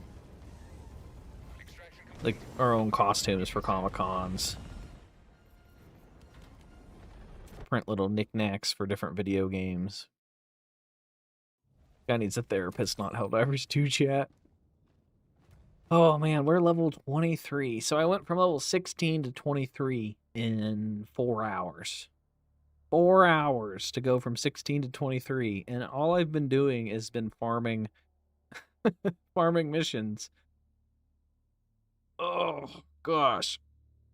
But I think I'm going to end the stream here, ladies and gentlemen. I had fun.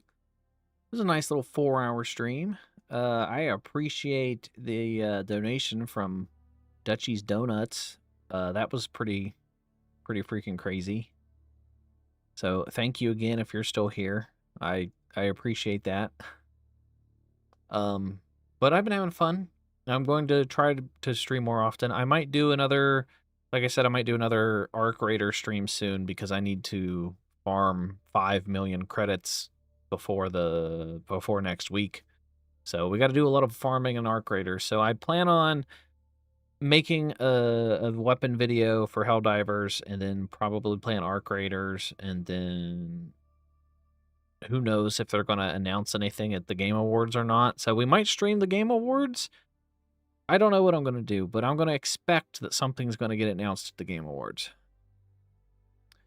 Oh yeah, you are here. So thank you, Dutchie Donuts.